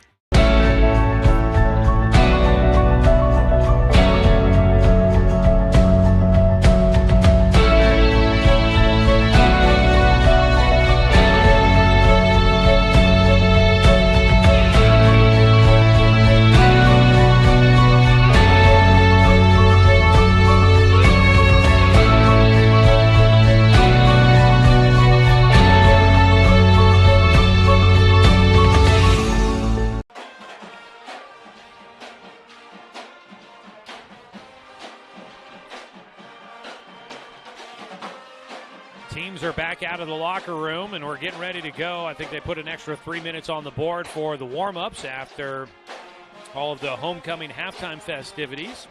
Talking about Oregon State in action tonight. The Beavers playing on a Friday night, and because of that, we unable to get them on the radio. Can't put two games on at once, so we had to pick one. We go with the local broadcast, and you can find the online stream of the radio broadcast for the Beavers on 541radio.com. You can find it there and tune in for that if you really want to hear Mike Parker in the call. The game is on ESPN. It's a nationally televised game tonight for the Beavers, and they're showing up pretty big here to start things off here this evening. So nice to see there. Coming up tomorrow, you want to talk about nationally televised games. How about a top 10 battle between number 6 Oregon and number 3 Penn State? That game will be coming up tomorrow night. I believe on NBC is where you'll be able to find that one on the TV. On the radio side, you can find it on our news partner, News Radio 93.9 FM and 1240 KQEN. Pre-game coverage with Joey Mack, Dusty Hara, and then, of course, Jerry Allen and Mike Jorgensen You can tune in for all the guys covering the game on News Radio 93.9 FM and 1240 KQEN with pregame coverage starting at 2:30 tomorrow afternoon and then kickoff at 4:30 for the Ducks and the Nittany Lions. That is going to be a heck of a battle there, the top 10 teams. We'll see if Oregon can go the long way to Happy Valley and put up with a whiteout night game out there, 7:30 kickoff local time out there for them. You got to know, I was listening to the Bald-Faced Truth today on my drive up here, and John was John Canzano talking with a guy that now is in Happy Valley. He's going to the game. He said the game kicks off at 7:30 there. He said the gates open at 9 a.m., the parking lots. 9 a.m., the parking lots open. That's 10 hours of pre-gaming. So you know that things are going to be a little lit, as the kids like to say, when they kick things off tomorrow night at 7:30 for the Ducks and the Nittany Lions. A whiteout. 106,000 people is what that stadium holds. They're saying that it could probably get to 110 with Hunt standing room only. So if you think the marching band tonight here at Thurston High School is loud, imagine being down on the field trying to go on a silent count with 110,000 people yelling at you at Beaver Stadium in Happy Valley at Thurston High School, or excuse me, at Penn State. So we'll see how that one goes for the Oregon Ducks coming up tomorrow. We'll have some score updates for you on the Oregon State Beavers as tonight's game wears along. Getting ready for the second half kickoff for us here.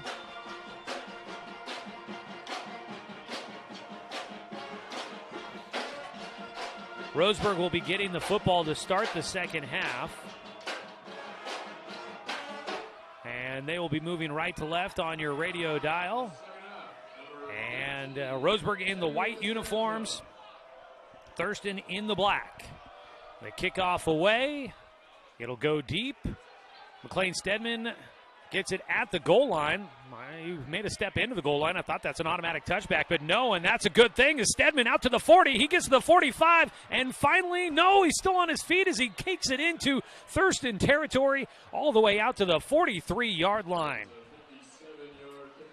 And that'll be a huge one there for McLean Stedman. 57 yards on the return.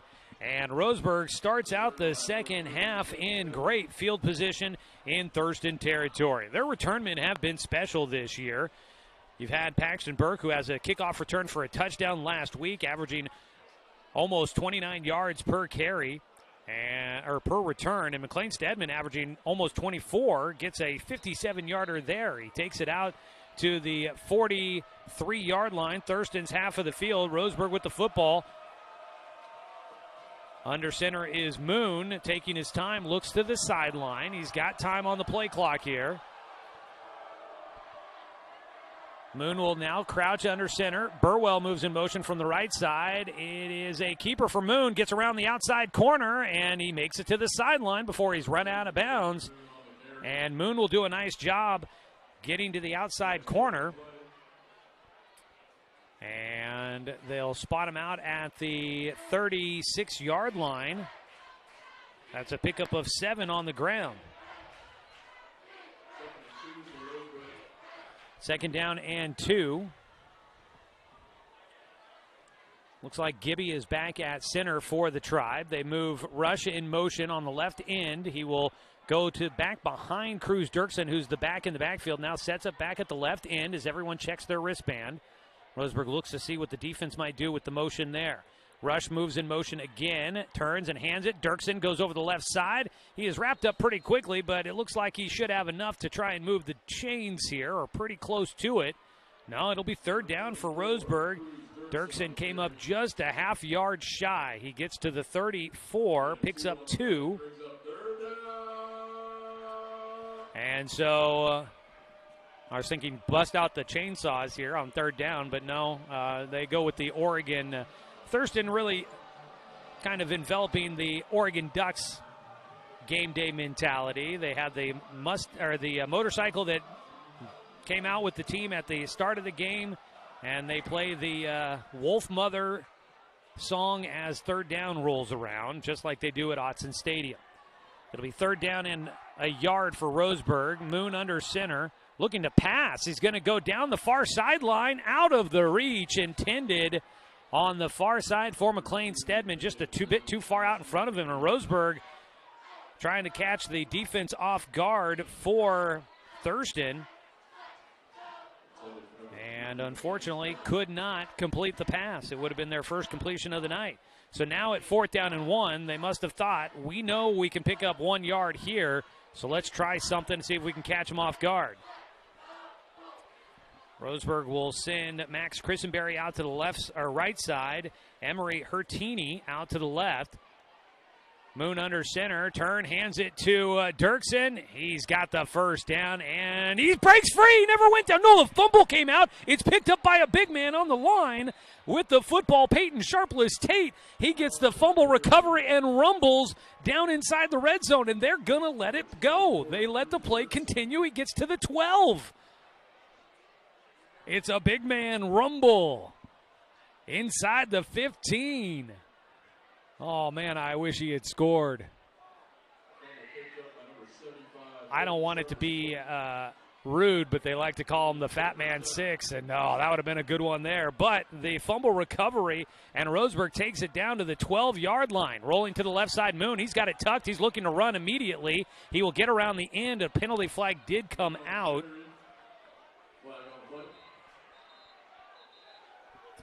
We'll see how the penalty flag affects the run by Moon that took it down to the 7-yard line. It would be a pickup of about 5.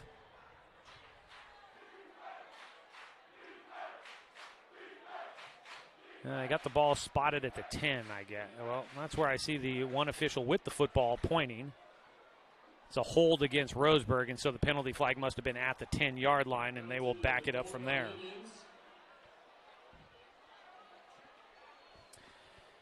Last week against Crater, it was self-inflicted penalties and self-inflicted wounds by Roseburg that really derailed a lot of positive momentum the team had. I know didn't always feel like it, but there was some positive things that came out of that game, but Roseburg did hurt themselves quite a bit. They'll look to try and see if they can make up the 10 yards here. They've got first down, and it'll be about 18. Because the penalty was 2 yards downfield. Throwing out to the far side, McLean Stedman in coverage. A jump ball, and he comes away with it. Yes! That should be a touchdown. It is! Roseburg into the end zone to start the second half. Roseburg into the end zone. A great adjustment by Stedman to get to the football and win the battle for the play. Nice ball by Moon, jump ball, and the big Stedman comes down with it. The Indians on the first completion of the night for Caden Moon. It's a 20-yard pass completion to Stedman for the score. And Roseburg will add 6 on the board.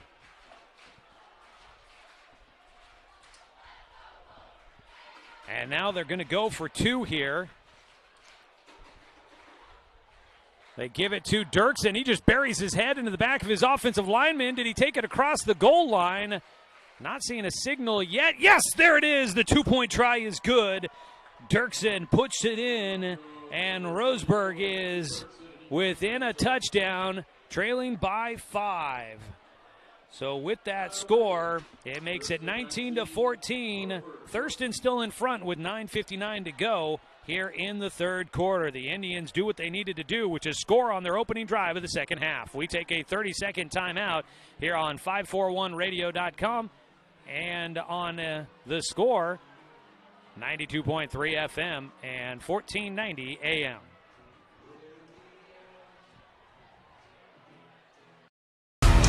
To us, pizza the way it ought to be isn't just our slogan. It's our promise and our passion to give you the best dining experience and the best tasting pizza you expect. For over 40 years, we've been making pizza the way it ought to be.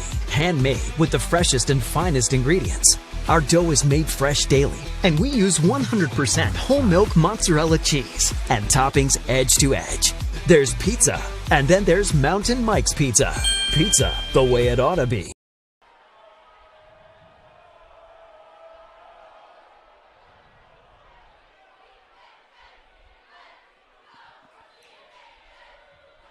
Roseburg will kick it away after the touchdown. And the return goes out to the 28-yard line for Thurston. And the Colts will have the football for the first time to start the second half. Your starting lineups at the start of the game brought to you by Southern Septic Service. From residential to commercial, Southern Septic Service has your behind covered when it comes to septic tank pumping and inspections, portable toilet rentals, and grease trap cleaning. Southern Septic Service, woman and veteran owned, and a proud supporter of our local youth sports. All right, here we go. Second half. Roseburg back within 5 with 9:58 to go in the third quarter. A handoff up the middle, and things open up for Justin Fisher before he is sandwiched out past the 35-yard line. Fisher, good carry on first down, will make it second down and short. They spot the ball out at the 36-yard line, a pickup of 8 for Fisher. Roseburg with a 3-man front. Handed off. Fisher running over the right side. Things just wide open for him. Roseburg's front line unable to fill those holes. And moving the chains there, Fisher will take it out to the 42. Picks up 6. I think Roseburg, knowing that they've got to be careful to not let Thurston's wide receivers get beyond them. So they're kind of playing to make sure that they don't have anybody get behind them, and so they can't stack the box against that run, and that's giving Fisher a lot of room. Little shovel pass, pitch pass forward. It is taken in by Baker. He gets just back to the line of scrimmage. Actually will come up 1 yard short. That'll be a loss of 1 on the pass play.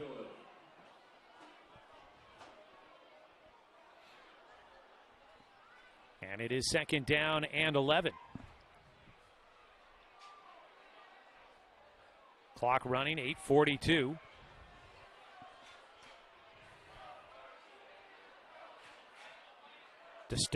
DeStefano steps up into the pocket, has some space, has some time, dumps it downfield. It is caught and hauled in and taken out of bounds by Moon. It is Baker on the catch, and that'll move the chains.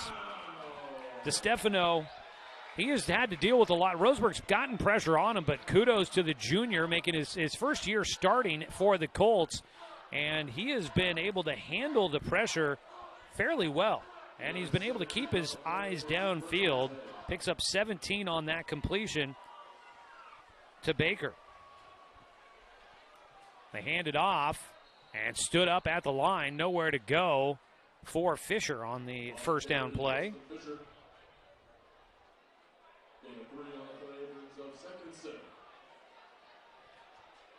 Does pick up positive yardage, but not a lot. Down to the 39, a pickup of 3 for Fisher. 7:40 here to go in the third quarter. Roseburg, a score on the opening drive and the 2-point try to make it a 5-point game. 19-14 here in the second half at Thurston High School. The number 7 ranked Colts. Shotgun snap, fake the handoff, looking to pass. That Bachelor was in the backfield, and he continues to chase, and that ball is lofted towards the sideline. Now, that didn't get past the line of scrimmage. That might be intentional grounding. He didn't seem to be outside the tackles either. I think that could be intentional grounding. We saw a question about it earlier, and I don't know. There has not been a flag thrown. They are conversing here to discuss, and there they will drop the flag. That will be intentional grounding on DeStefano. He tried to throw it away. He didn't really have a receiver in the area, and his throw didn't get back to the line of scrimmage, and he wasn't outside the tackle box. So that'll be a penalty plus the loss of down. So the incompletion and the penalty yardage. Thurston will get backed up.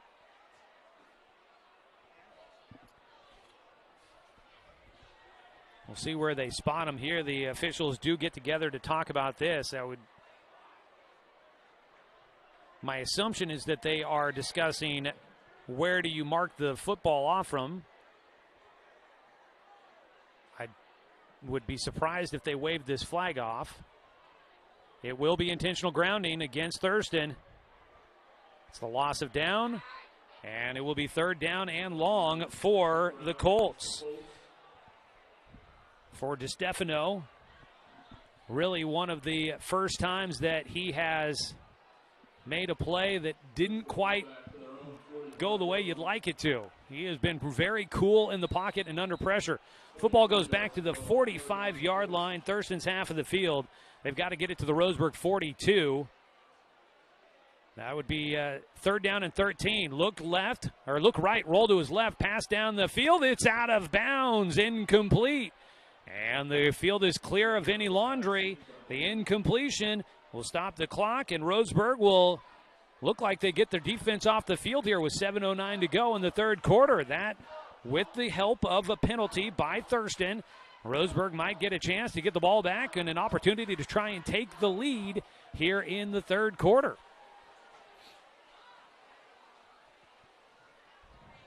So 4th down and 23. Late man on for the punt unit for Thurston here. They have not punted much. The punter for the Colts is Rylan Sharp here. Decent snap. He will get his foot on it. Wobbly kick, angle to the sideline. We'll take a pretty decent roll and we'll continue. He did a nice job of keeping that ball in bounds. It wasn't the prettiest of kicks, but it was the result that you need. Traps him inside the 10-yard line down to the 9. And Roseburg will have a long way to go as they get the ball for the second time here in the third quarter. They'll start at their own 9-yard line. Their last drive that they got to start out the second half started at the Thurston 43. So the offense back out for the Tribe. Tonight's game brought to you by Gibbs RV Superstore. You gotta get to Gibbs. Here comes the junior Caden Moon making his first start at quarterback for the varsity team. JV starting quarterback last year, has been a wide receiver for the Indians, but with the injury to Corey Kimball, he is starting here tonight, and he's been looking pretty decent. He will run the offense, fakes the give, runs around the outside on his own. He finds a seam. He uses his speed. He's got a first down, spins around a tackler, and he gets out past the 25-yard line. And he shows some pretty good speed around that outside edge, carrying the football, and Moon will move the chains on his first down play. And he gives Roseburg a little bit of breathing room with the end zone right behind them when they started this drive from their own 9-yard line. The pickup goes out to the 26, 17-yard run for Caden Moon. He is closing in on 100 yards rushing tonight. He's got just the one completion for 20 yards. Roseburg has the ball, first down and 10, 6:30 to go in the third quarter. Pass it to Pascal, who's going to run out the left side, trying to get around the edge. A stiff arm against Fisher, but he will not escape. He'll get taken in the backfield and ridden out of bounds. He'll go to the 24, loss of 2 for Bo Pascal. Roseburg tried to go on the toss sweep and couldn't get it around the edge. Oh, top 10 battle in 8-man football tonight happening out at Camas Valley. North Douglas leading Camas Valley 30-14 at the halftime there. Pretty good matchup there. Should be a fun one. Looks like it's been competitive at least there through the first half of that one. A couple of scores difference. Second down and 12 for the Tribe. Rush moves in motion from the right side. Quick handoff up the middle. Things open up for Dirksen, and he is off across midfield. He gets by one. He's got one man to miss, and he won't outrun him, but he has taken that ball into Thurston territory. And Cruz Dirksen, he goes for a ride all the way out to the 27-yard line, and into Thurston territory are the Indians. What a run from Cruz Dirksen, the senior, to the 27. That'll be a 49-yard run for Dirksen, by far his longest of his career. He is up to 74 yards on the night on that one, moves the chains, and he'll get a breather. Nick Ruiz will take over in the backfield. Burwell to the right side of the line, Rush on the left side. You've got Chris and Barry spread out wide to the right, and Burke was spread out to the left. Moon trying to bubble around. He is going to get taken down. He is going to lose a lot of yardage here. Moon was looking to try and throw it away. He could not get a clean spot to try and throw it away as he had pressure and could not escape. They ride him all the way back out to the 45, but they will mark his forward progress at the 39-yard line. A loss of 12 on the sack there. That is a tough one there for Moon.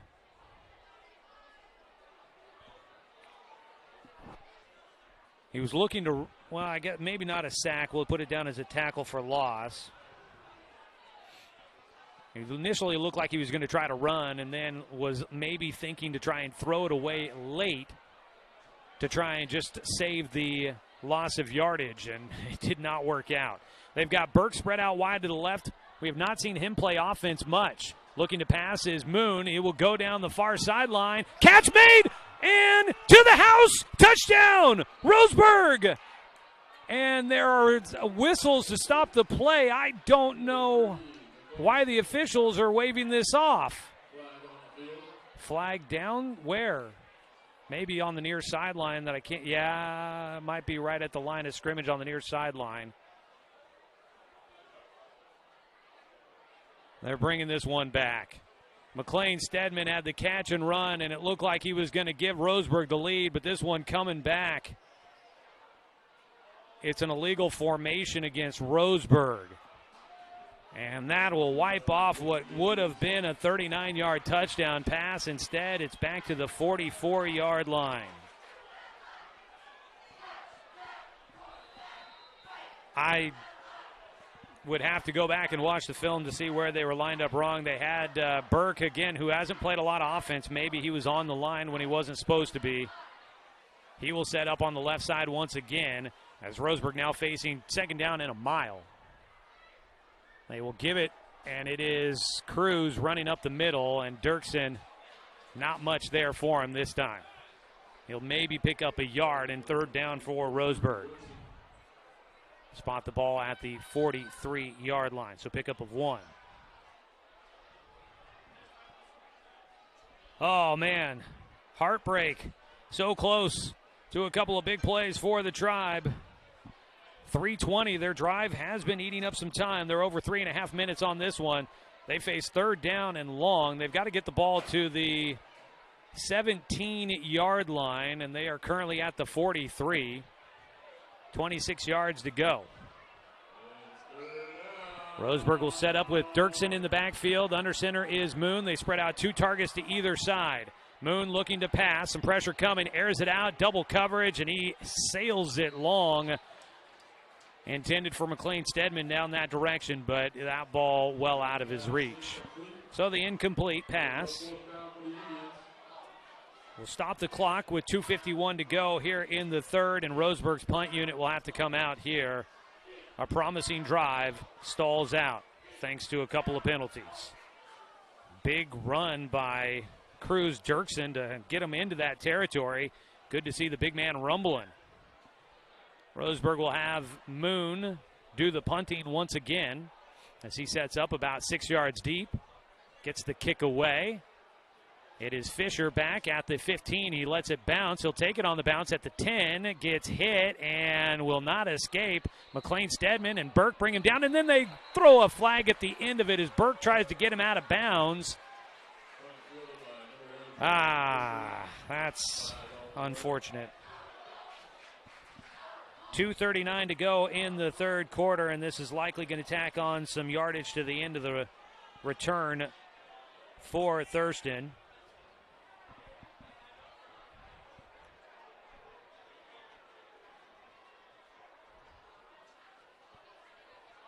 I don't think I've seen an official call yet. Here we go. Personal foul against Roseburg.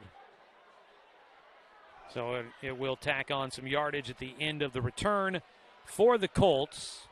They are going to return it from the 17-yard line. And the Roseburg penalty will move it out to the 32. All right, Roseburg's defense able to hold last time as they put the pressure on and were able to force a misplay from Emmett DeStefano on a intentional grounding on the last drive. That helps stall out that drive. They'll see if they can stop him again. DeStefano looking, not a lot of places to go. Has the defender back there. He throws an interception. It's Paxton Burke. Returned down the near sideline, and he gets taken down a clothesline out of bounds inside the 20. And he goes out at the 18. DeStefano looking for another miracle late in the play, throws it away, and with his third interception of the season, Paxton Burke will set up Roseburg in the red zone. First turnover of the night by either side, and it's a big one for the Tribe. DeStefano throws it away. Burke, he's a great shortstop, playing a little bit of center field here on the football field. And he is able to take that one away. Well, they say he stepped out of bounds before he got inside the 20, so Roseburg's off. Wait a second. Roseburg's offense is on the field, I think. But they are backed up. They must have had a penalty at the end of that. It will be Roseburg's football, but boy, they got backed up all the way out to the 42. I did not catch the fact that there has been a penalty on the play. 2:28 to go in the third quarter. Roseburg had it, and now they deep in the Thurston territory, but a penalty backs them all the way out to the Thurston Colt 42-yard line. But they are in Colt territory and looking to try and take the lead here in the third quarter. Dump it off, and it's picked off by Thurston, and there's a lot of green out in front of Justin Fisher. He makes a cut back to the middle of the field, and he's going to score.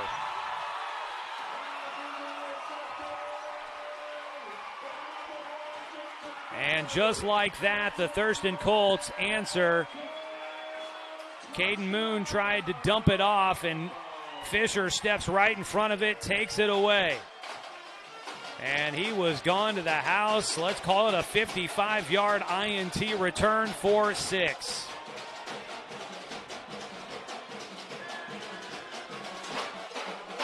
And the Thurston Colts respond right away.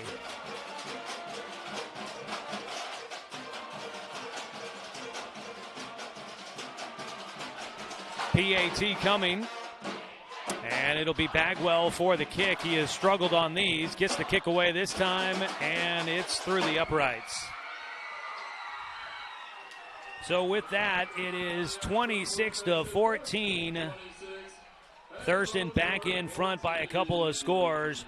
And that was a turn of events. Roseburg had the momentum, and Thurston stole it right back. 55-yard touchdown on the interception. Pick 6 for Justin Fisher.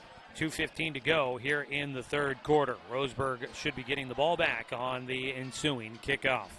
Tonight's game brought to you by McClendon Smokehouse, a family-owned meat shop and smokehouse offering a wide selection plus fresh produce, baked goods, and a general grocery selection. Stop by on West Harvard Avenue.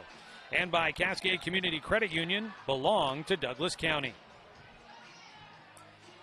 Oh, so close. Roseburg came up with the big defensive play they needed. Unfortunately, then so did Thurston. But we'll see if the Roseburg Indians, still a long way to go in this one, have the whole fourth quarter left to go.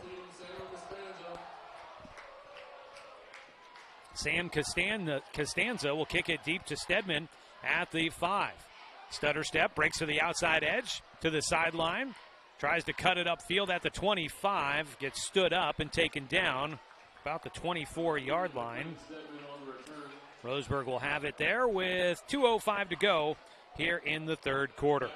Tonight's game brought to you by DC Farmers Co-op, where everyone is welcome to shop. So first down and 10 for the Tribe as they bring the ball out to the 24-yard line. Caden Moon, after his first interception thrown of the season for Roseburg, it's their 10th turnover of the year, coming off of 5 turnovers last week. That was a brutal one against Crater, and again, a lot of self-inflicted wounds in that one. Roseburg trying to settle back in and see if they can respond here with a drive. If they could get another score on the board, they can make it a one-score game once again. And see if they can take it to the fourth quarter competitively.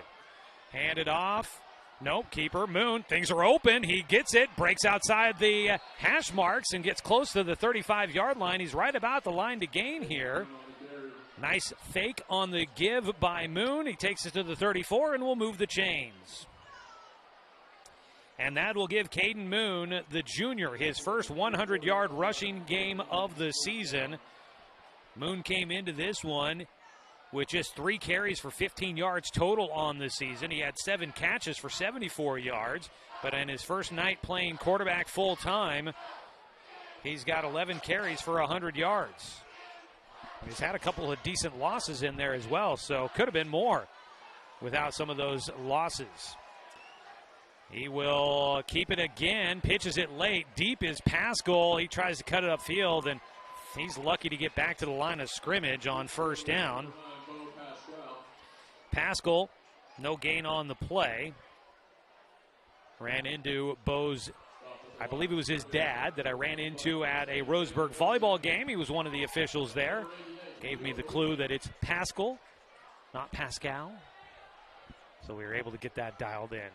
We're under a minute to go here in the third quarter. Roseburg facing second down and 10. They should have to snap it one more time here, and then they could possibly take it into the fourth quarter, trailing 26-14. It's been a competitive game against the number 7 ranked Colts as Roseburg looks to end a 3-game skid. Moon under center. He'll move Burwell in motion. Tried to give it to Ruiz, and Ruiz nowhere to go. The junior, there were a lot of bodies right in the way as he tried to get through the line. They will give him back to the line of scrimmage and nothing more. Nick Ruiz on his first official carry of the night. He's been out there for a couple of snaps, but did not get the handoff. So Ruiz back to the line of scrimmage. It'll be third down and 10 as we head to the fourth quarter. Roseburg looked like they had a chance to try and make it a one-score game as they had gotten that interception and were set up in Thurston territory, but the Colts, they get the pick 6 and stretch it back out to a 12-point lead. It's 26-14 as we head to the fourth quarter after a 1-minute timeout here on 541radio.com and on the Score, 92.3 FM and 1490 AM.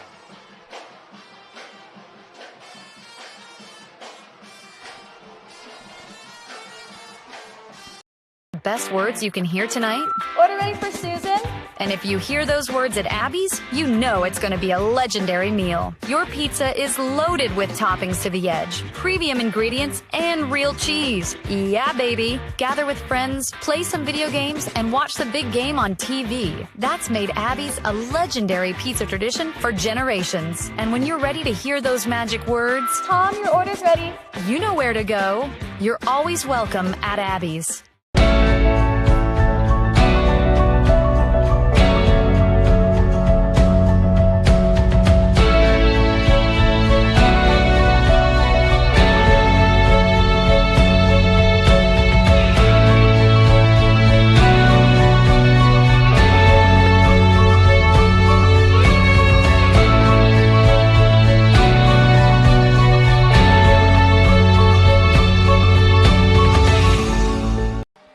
Come back here to start the fourth quarter, and Roseburg will facing third down and 10.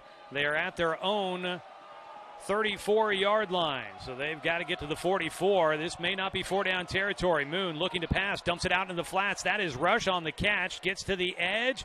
He is caught, but he is able to slip free, and he will weave his way back out to the 45, and it looks like he should have enough for a first down, and they're moving the chains. Nice job by Eli Rush to evade the first tackler who got a grab of his arm but could not hang on, and Rush will take it out for a first down on the reception. Just the second pass completion of the night for the Tribe, and they mark him out to the 46.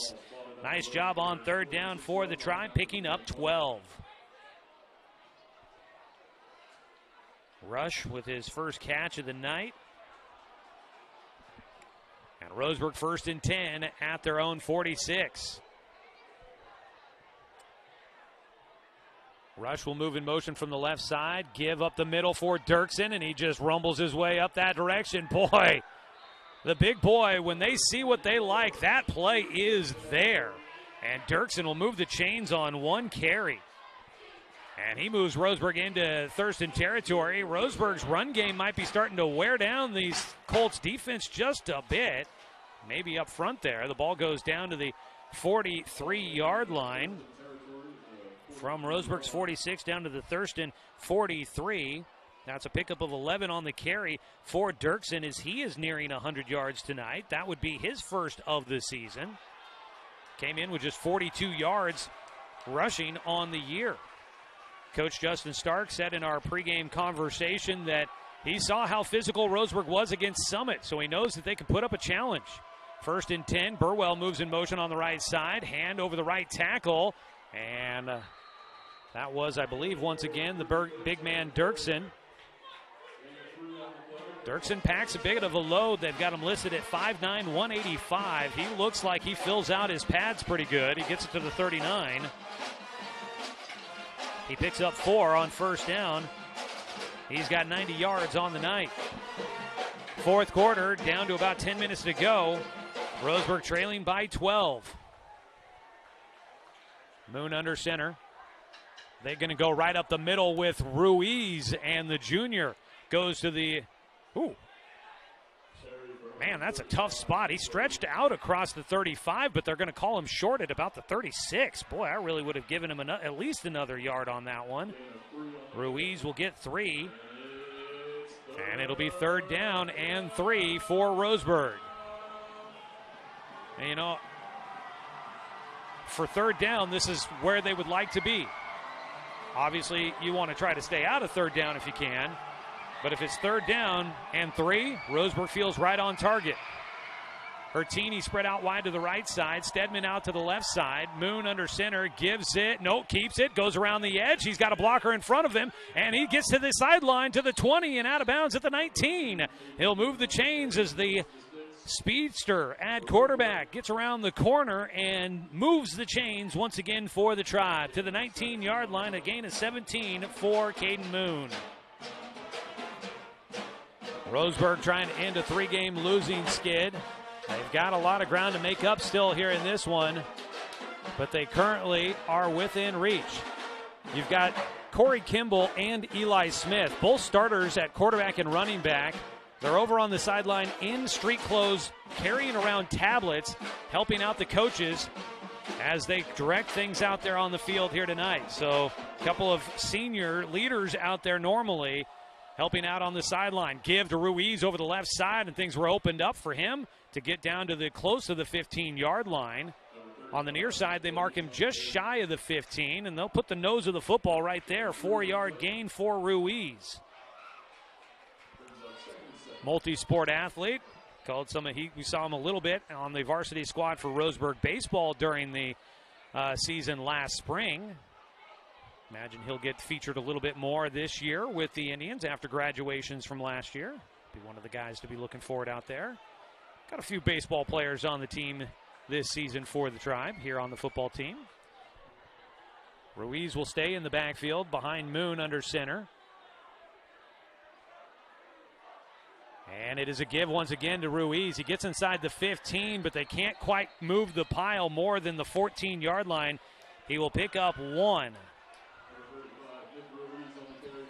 So Ruiz will take it to the 14. It'll be 3rd down for the Tribe, and they've got about 4.5 to go here. So student section will get loud. So does the band on 3rd down. 8 minutes to go in the ball game. Roseburg trailing by 12. This opening drive has already worn off 4 minutes off the game clock. They break the huddle and head to the field. This would be 4-down territory for Roseburg. Gertini to the right. McLean Stedman spread out to the left side. It is still Ruiz in the backfield behind Moon. And they're going to go left side, and Ruiz is swallowed up immediately. There is nowhere to go. He will maybe lose a yard out. They'll give him forward progress right back to the line of scrimmage. Nowhere on that one.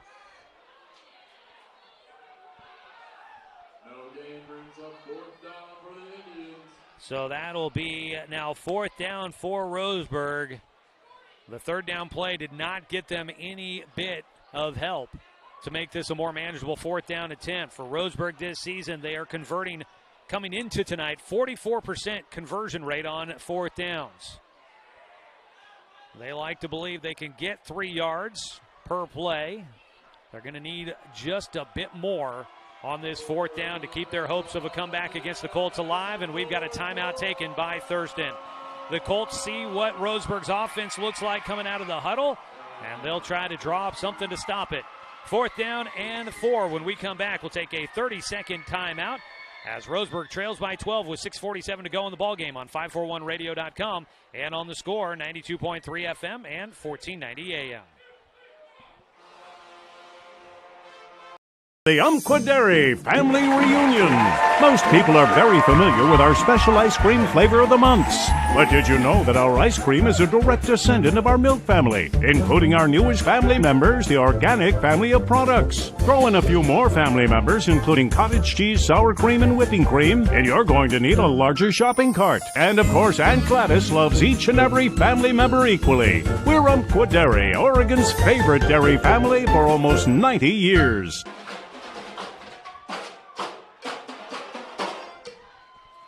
Big play coming up here for the Roseburg Indians and their hopes of a comeback against Thurston tonight.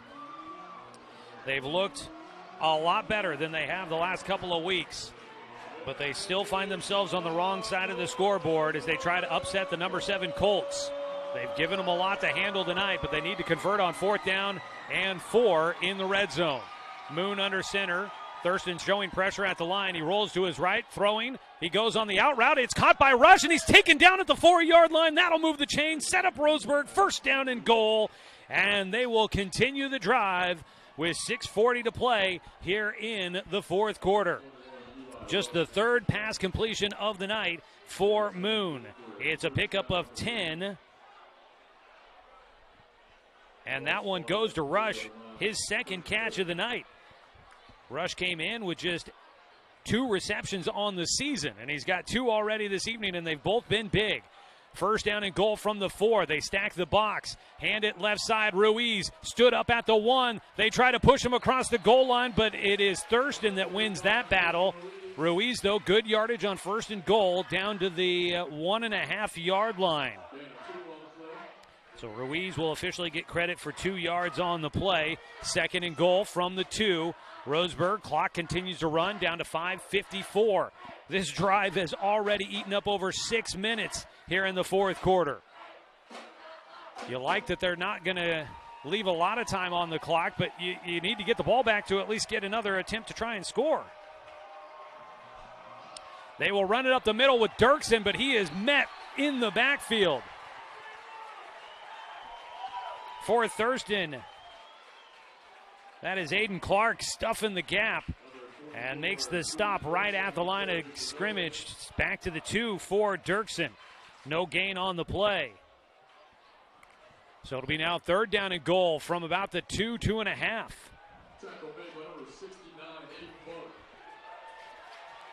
Roseburg spreads out.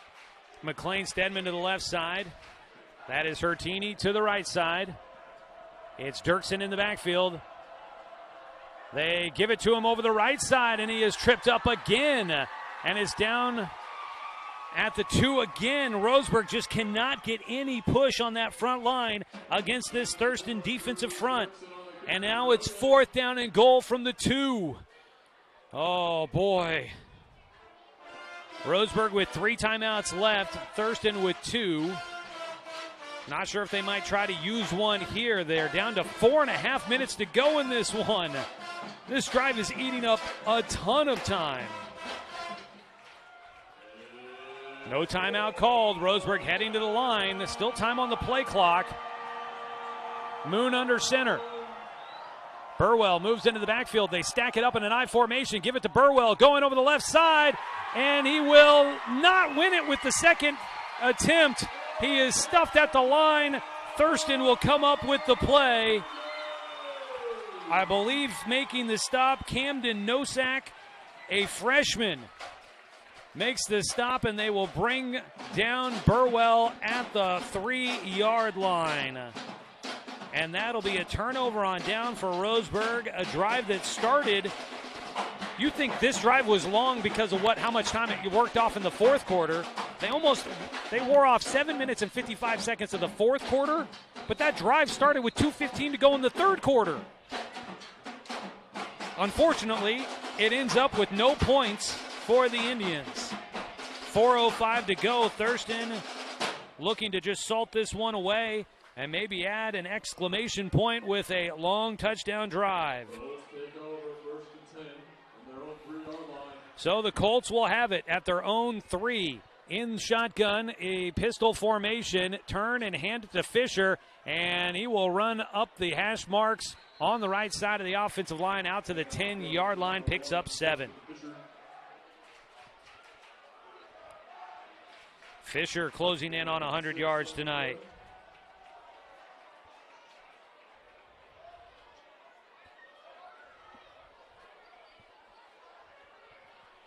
Second down and 3. DeStefano hands it off. Fisher wide open on the left side. He will split some tackles, and he gets out to the 25, and he will take a seat down inbounds. He was headed to the sideline, and then he smartly takes a seat inbounds to let the clock continue to run and try to wear this one out on Roseburg as Justin Fisher out to the 29-yard line, picks up 19, goes over 100 yards on the night. And he takes the seat. The clock will run at 3:16 and counting. Well, Roseburg, you know, for the way things have gone the last 3 weeks, this was a spirited effort tonight against the number 7 Thurston Colts. They really put maybe a scare into this Colts team here tonight. They gave them a lot. And hopefully promising looks for what's to come the rest of the season for Roseburg. There's still a chance to try and get to a winning record with the final 4 games of the year. As a handoff is caught in the backfield. And it'll be down at the 28-yard line and a timeout taken by the Indians, as Thurston will lose 1 on the play. Well, tonight's game has been brought to you by Flyaway Travel. Contact the travel experts at Travel Leader Flyaway Travel. Make sure that you have an agent in your corner. Call 541-672-5701. And tonight's game also brought to you by Barnes Heating and Cooling, your complete energy company. Visit barnesheatingandcooling.com or call them at 541-459-1545. Well, they said Roseburg used a timeout. They haven't taken it off the board, but I believe it was Roseburg that called that last timeout. Stick around in the postgame. We'll recap this one for you tonight quickly. It's our Umpqua Dairy postgame report coming up, and when this one goes final. Second down and 11. Turn, handed off to Fisher over the right side. A jump step and gets around the outside edge. That ball might have coming out. No, I saw bodies diving to the turf. And Roseburg will take another timeout. Their second here in the second half. So Fisher on that carry got it out to the... Fisher was slow to get up. The trainer's headed out there, but he seems to be all right. They'll spot the ball down at the 33-yard line. He'll pick up 5.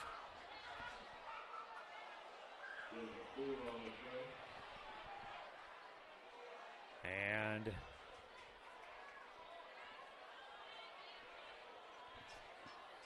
it'll be third down for Thurston. 2:38 to go in this one. If Roseburg can get a stop here, it may force him into a punt. And game not quite over yet, but long way to go. Down 2 scores for the Tribe.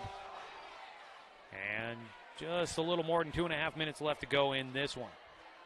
Coming up next week for Thurston, they will be at Springfield, their crosstown rival, coming up next week over at Silky Field. For Roseburg, next week, they are back at home hosting North Eugene. That'll be their final game before the bye week. Tonight, North Eugene hosting Springfield over at... I actually don't know the name of their stadium. I was going to say Halverson Field, but that's Churchill. Third down for the Colts. They will go with the pistol formation. In shotgun, turn, handed off. It is Robb weaving his way, and he will move the chains. He gets to the 40-yard line, picks up 7. And Robb will get to 30 yards on the night with that conversion. We're down to 2:20 and the clock is running. Roseburg does have 1 timeout left to go in this one. So they can only stop the clock once more. That might not be enough. Thurston might just be able to start running. Well, they've been running the clock out, but they might be able to run it all the way out after that first down run. 2 minutes to go. DeStefano in shotgun, letting the play clock wind down. Waiting. The offensive line trying not to move. There's the shotgun snap. Hand it to Robb. He makes a jump step in the backfield as Roseburg was sending pressure. Getting in there first for the Tribe. Blitzing through the line. A.J. Black putting pressure on Logan Robb in the backfield, and he made a dance around him, but Roseburg got some more pressure back there to help out. So Robb will lose one back to the 39-yard line. Roseburg does call the timeout. So that'll be their final one. It'll be 2nd and 11 with 1:40 to go. And I think Thurston really only needs to maybe snap it one more. Well, they'll snap it to get the clock going, and then they can pretty much wind this one down. At worst, they can leave Roseburg with no time left on the clock, basically down by 12. Roseburg had it down to a 5-point game after a touchdown drive to start out the third quarter. It was 19-14, and Roseburg had gotten an interception with 2:39 to go. Well, 2:28 to go in the third quarter. But on the very first play, they returned the favor and threw an interception back to Thurston, which was returned for a touchdown. And that really is the big difference in this one. Tackle for loss. Colby Batchelor getting into the backfield, bringing down Logan Robb back to the 36-yard line, a loss of 3. Colby Batchelor's been in the backfield a lot tonight. He's having a great game defensively. The ball back to the 36. It's 3rd down and 14. But we're down to 1:15 to go.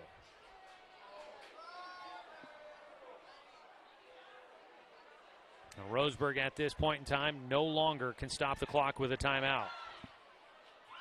Fans starting to filter out here on what I believe is homecoming night for the Colts.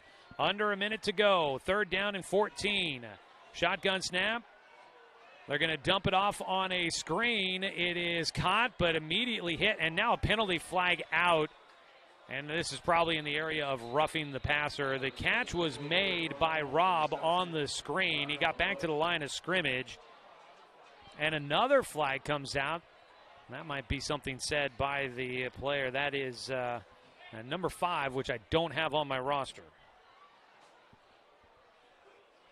So the pass just went back to the line of scrimmage for no gain.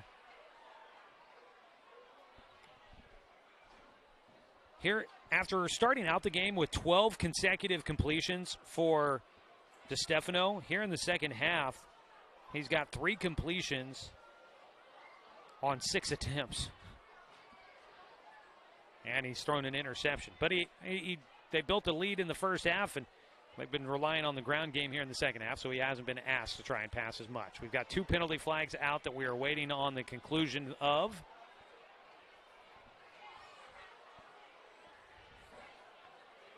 So the officials will talk about this here.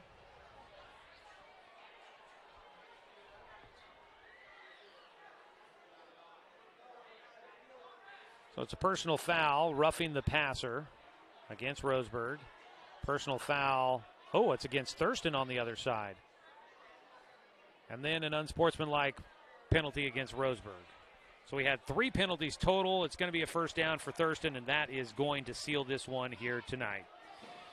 With the penalty, Thurston will get a first down. They'll mark off 15 yards. Automatic first down. Without the official being mic'd up, I'm not sure who the penalties were all on, exactly what they might have been for.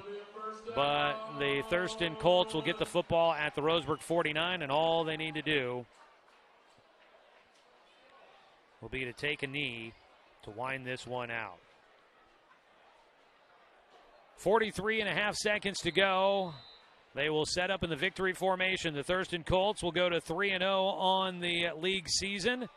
And Roseburg will drop their 4th straight. But tonight, a much better effort than we've seen out of the Indians the last couple of weeks. So maybe, hopefully, a sign of improvement and a sign that things might have a chance to keep getting better as the season continues on. You never like to take a loss, and you hate to talk about moral victories, but tonight feels like it could be one for the Tribe. The kneel down took it back to the Thurston 47, and they'll do it again, and that will finish it. Final 26-14, Thurston with the win.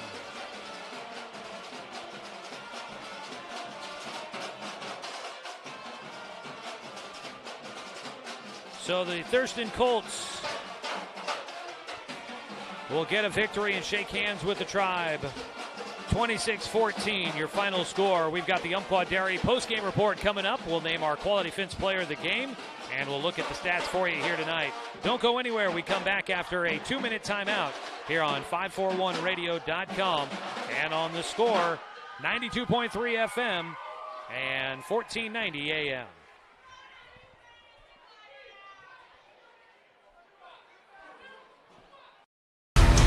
To us, pizza the way it ought to be isn't just our slogan. It's our promise and our passion to give you the best dining experience and the best tasting pizza you expect. For over 40 years, we've been making pizza the way it ought to be. Handmade with the freshest and finest ingredients. Our dough is made fresh daily, and we use 100% whole milk mozzarella cheese and toppings to the edge.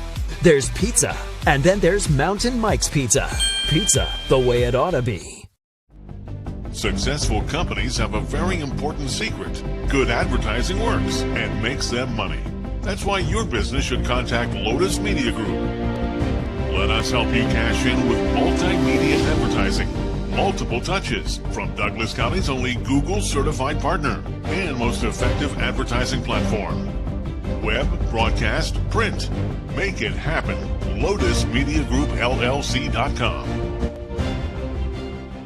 Are you an enthusiastic sports fan? Want to have fun and get in on the action? Heck, yes. That'd be awesome. Have great attention to detail? Want to stay active? Definitely. Want to give back to the student athletes in your community? Obviously, yes. Then you'd make an excellent high school sports official. We need more officials in Oregon, because with no high school officials, there are no high school sports. Sign up today at highschoolofficials.com. Looking for more local sports coverage? CBS Sports Radio 1490 The Score has you covered. Check out our homepage at 541radio.com for sports stories, scores, and podcasts. And follow us on social media. 1490 The Score is on Twitter, Facebook, and Instagram. And take the station with you wherever you go with the 541 Radio app. Download the app in your smartphone's app store and get access to a live stream of the station, sports stories, podcasts, and easy messaging with the station and other.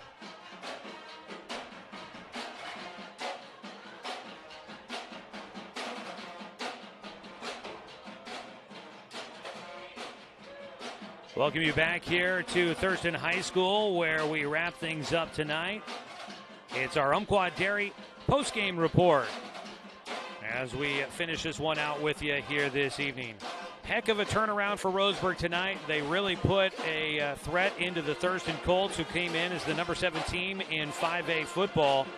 But unfortunately tonight, the Roseburg Indians, just drives didn't end in points down the stretch, and unfortunately that means that Roseburg came up just a bit short, losing 26-14. Joey Keeran here with you. Hanging out with me tonight is the amazing Charlie Keeran, who made the trek down here to help me out here tonight. I appreciate Charlie helping out here this evening, back in the studio. Less of a drive to get to the office tonight for him, but Dale Cranford doing a great job back on the radio side of things here this evening as well. Thanks to the crew helping out. That without them, definitely would not be able to pull off what we got here tonight. Well, the second half, much better for Roseburg. They actually held Thurston to just 61 yards of offense in the second half. Really impressive there for Roseburg's defense.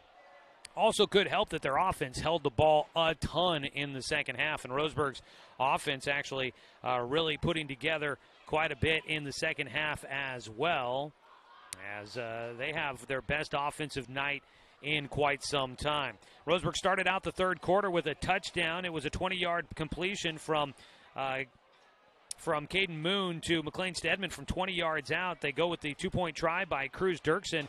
That made it 19-14 with 9:59 to go in the third quarter. Roseburg would actually get the ball on an interception. It set them up at the Thurston 32-yard line, but on the first play, it set him up at the Thurston 42-yard line, and on the first play, Caden Moon tried to dump it off to a running back out of the backfield. Justin Fisher steps in front of it, picks it off, and goes 55 yards for the pick six. The PAT was good, and that made it 26-14, and that is our final score. Roseburg had a drive that started with 2:15 to go in the third quarter. Let's see, it went 7:55. So that'd be 8, 10. They had a drive. It took 10 minutes and 10 seconds that they had a drive that went from the third quarter down to 4:05 to go in the fourth quarter. But unfortunately, it did not end in points, and just not enough time to get Thurston off the field and get that one wrapped up. So final score 26-14, and Roseburg comes up short here tonight. The Indians will fall to 1-4 on the season, 0-3 in conference play, but a much better effort here this evening. On the other side, Thurston, they go to 5-1. I'm not sure if that's the way it's going to finish out. Last week they got 2 wins because South Eugene forfeited their game, and then they rescheduled a new game, so they got 2 victories last week. I guess that's the way it's going to work out. I don't know, but they go to 5-1. They are now 3-0 in league play for the Thurston Colts. Coming up next, they take on Springfield next Friday. Roseburg's back at home against North Eugene. Taking a look at team totals here, Roseburg finishes 3 for 8 through the air for 42 yards, a touchdown and an interception. And they end up with 228 yards on the ground and finished with 270 yards total. They had a passing and a rushing touchdown tonight. Thurston goes 16 for 21 through the air, 233 yards, 2 TDs, and an interception. 28 carries, 134 yards on the ground with a touchdown, 367 yards total tonight for the Colts. So they outgain Roseburg, but a fairly close game here tonight. Both teams with 1 turnover and interception in the ball game. Taking a look at some of the individual numbers here tonight. Caden Moon makes his first start at quarterback at the varsity level. He goes 3 for 8 through the air for the 42 yards, his first varsity passing touchdown, and also threw his first passing interception of the season. Moon also on the ground. He finished with his first 100-yard night of his career. He rushes 12 times for 117 yards, had a 5-yard touchdown run in the game. Cruz Dirksen had his best night of the season. He carries 13 times for 90 yards. And Nick Ruiz getting in on the action, 6 carries for 10 yards total. On the receptions, McLean Stedman had 1 catch for 20 yards. It was a touchdown. And Eli Rush had 2 carries for 22 yards. On the other side, Emmett DeStefano, again, passed for 233 yards, 2 touchdowns, and an interception. He connected with Brody Baker for a 38-yard touchdown score. Baker finishes with 57 yards. Bodie Bonar had a 6-yard touchdown grab. He finishes with 7 catches for 89 yards. Also 1 catch for Davenport for 30. Fisher had 2 catches for 43. On the ground, Fisher carries 14 times for 119 yards, had a touchdown run of 28 yards. Also, Logan Robb finished with 6 carries for 26 yards. So that is a look at the numbers here tonight. And that'll do it for us here, folks. It is time now to name our Quality Fence player of the game here tonight. Quality Fence doing it right for you, doing it right for Roseburg tonight. We're going to go with the junior quarterback, Caden Moon, in his first start at the varsity level. Caden is our Quality Fence player of the game here this evening. Congratulations to him. Thanks to Quality Fence for that sponsorship of our player of the game recognition. All right, folks. Hey, that was a fun one tonight. I know it wasn't the result we wanted, but that was a fun one and a spirited effort from Roseburg. After 3 straight losses where things really weren't looking all that great offensively, this team came out and showed some heart and grit. And, hey, they looked really pretty they looked like a team that could put some trouble to teams coming up the rest of the schedule. So tonight they gave Thurston about as much as they could handle. Unfortunately, couldn't pull it off. But that was a very good effort tonight from Roseburg after a couple of down weeks. So hopefully some good signs of things to come for the Tribe. As we wrap it up here, Roseburg next week will be at home against North Eugene. Hope you can join us for that one. Want to say thanks to head coach of the Thurston Colts, also the athletic director, Justin Stark, for helping us get set up with a place to hear, and all the rest of his crew. They've been great hosts here tonight. It's been a pleasure to come up here to Thurston High School and call this game tonight, so thanks so much to the Thurston Colts for having us here this evening. Want to say thanks to athletic director Adam Blue, head coach Matt Watson, and the entire Roseburg football program for allowing us to bring you another season of Roseburg football here on The Score.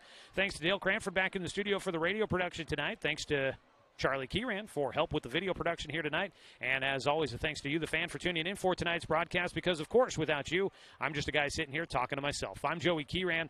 We'll do it again next Friday night back at home at Finlay Field when the Roseburg Indians take on the North Eugene Highlanders.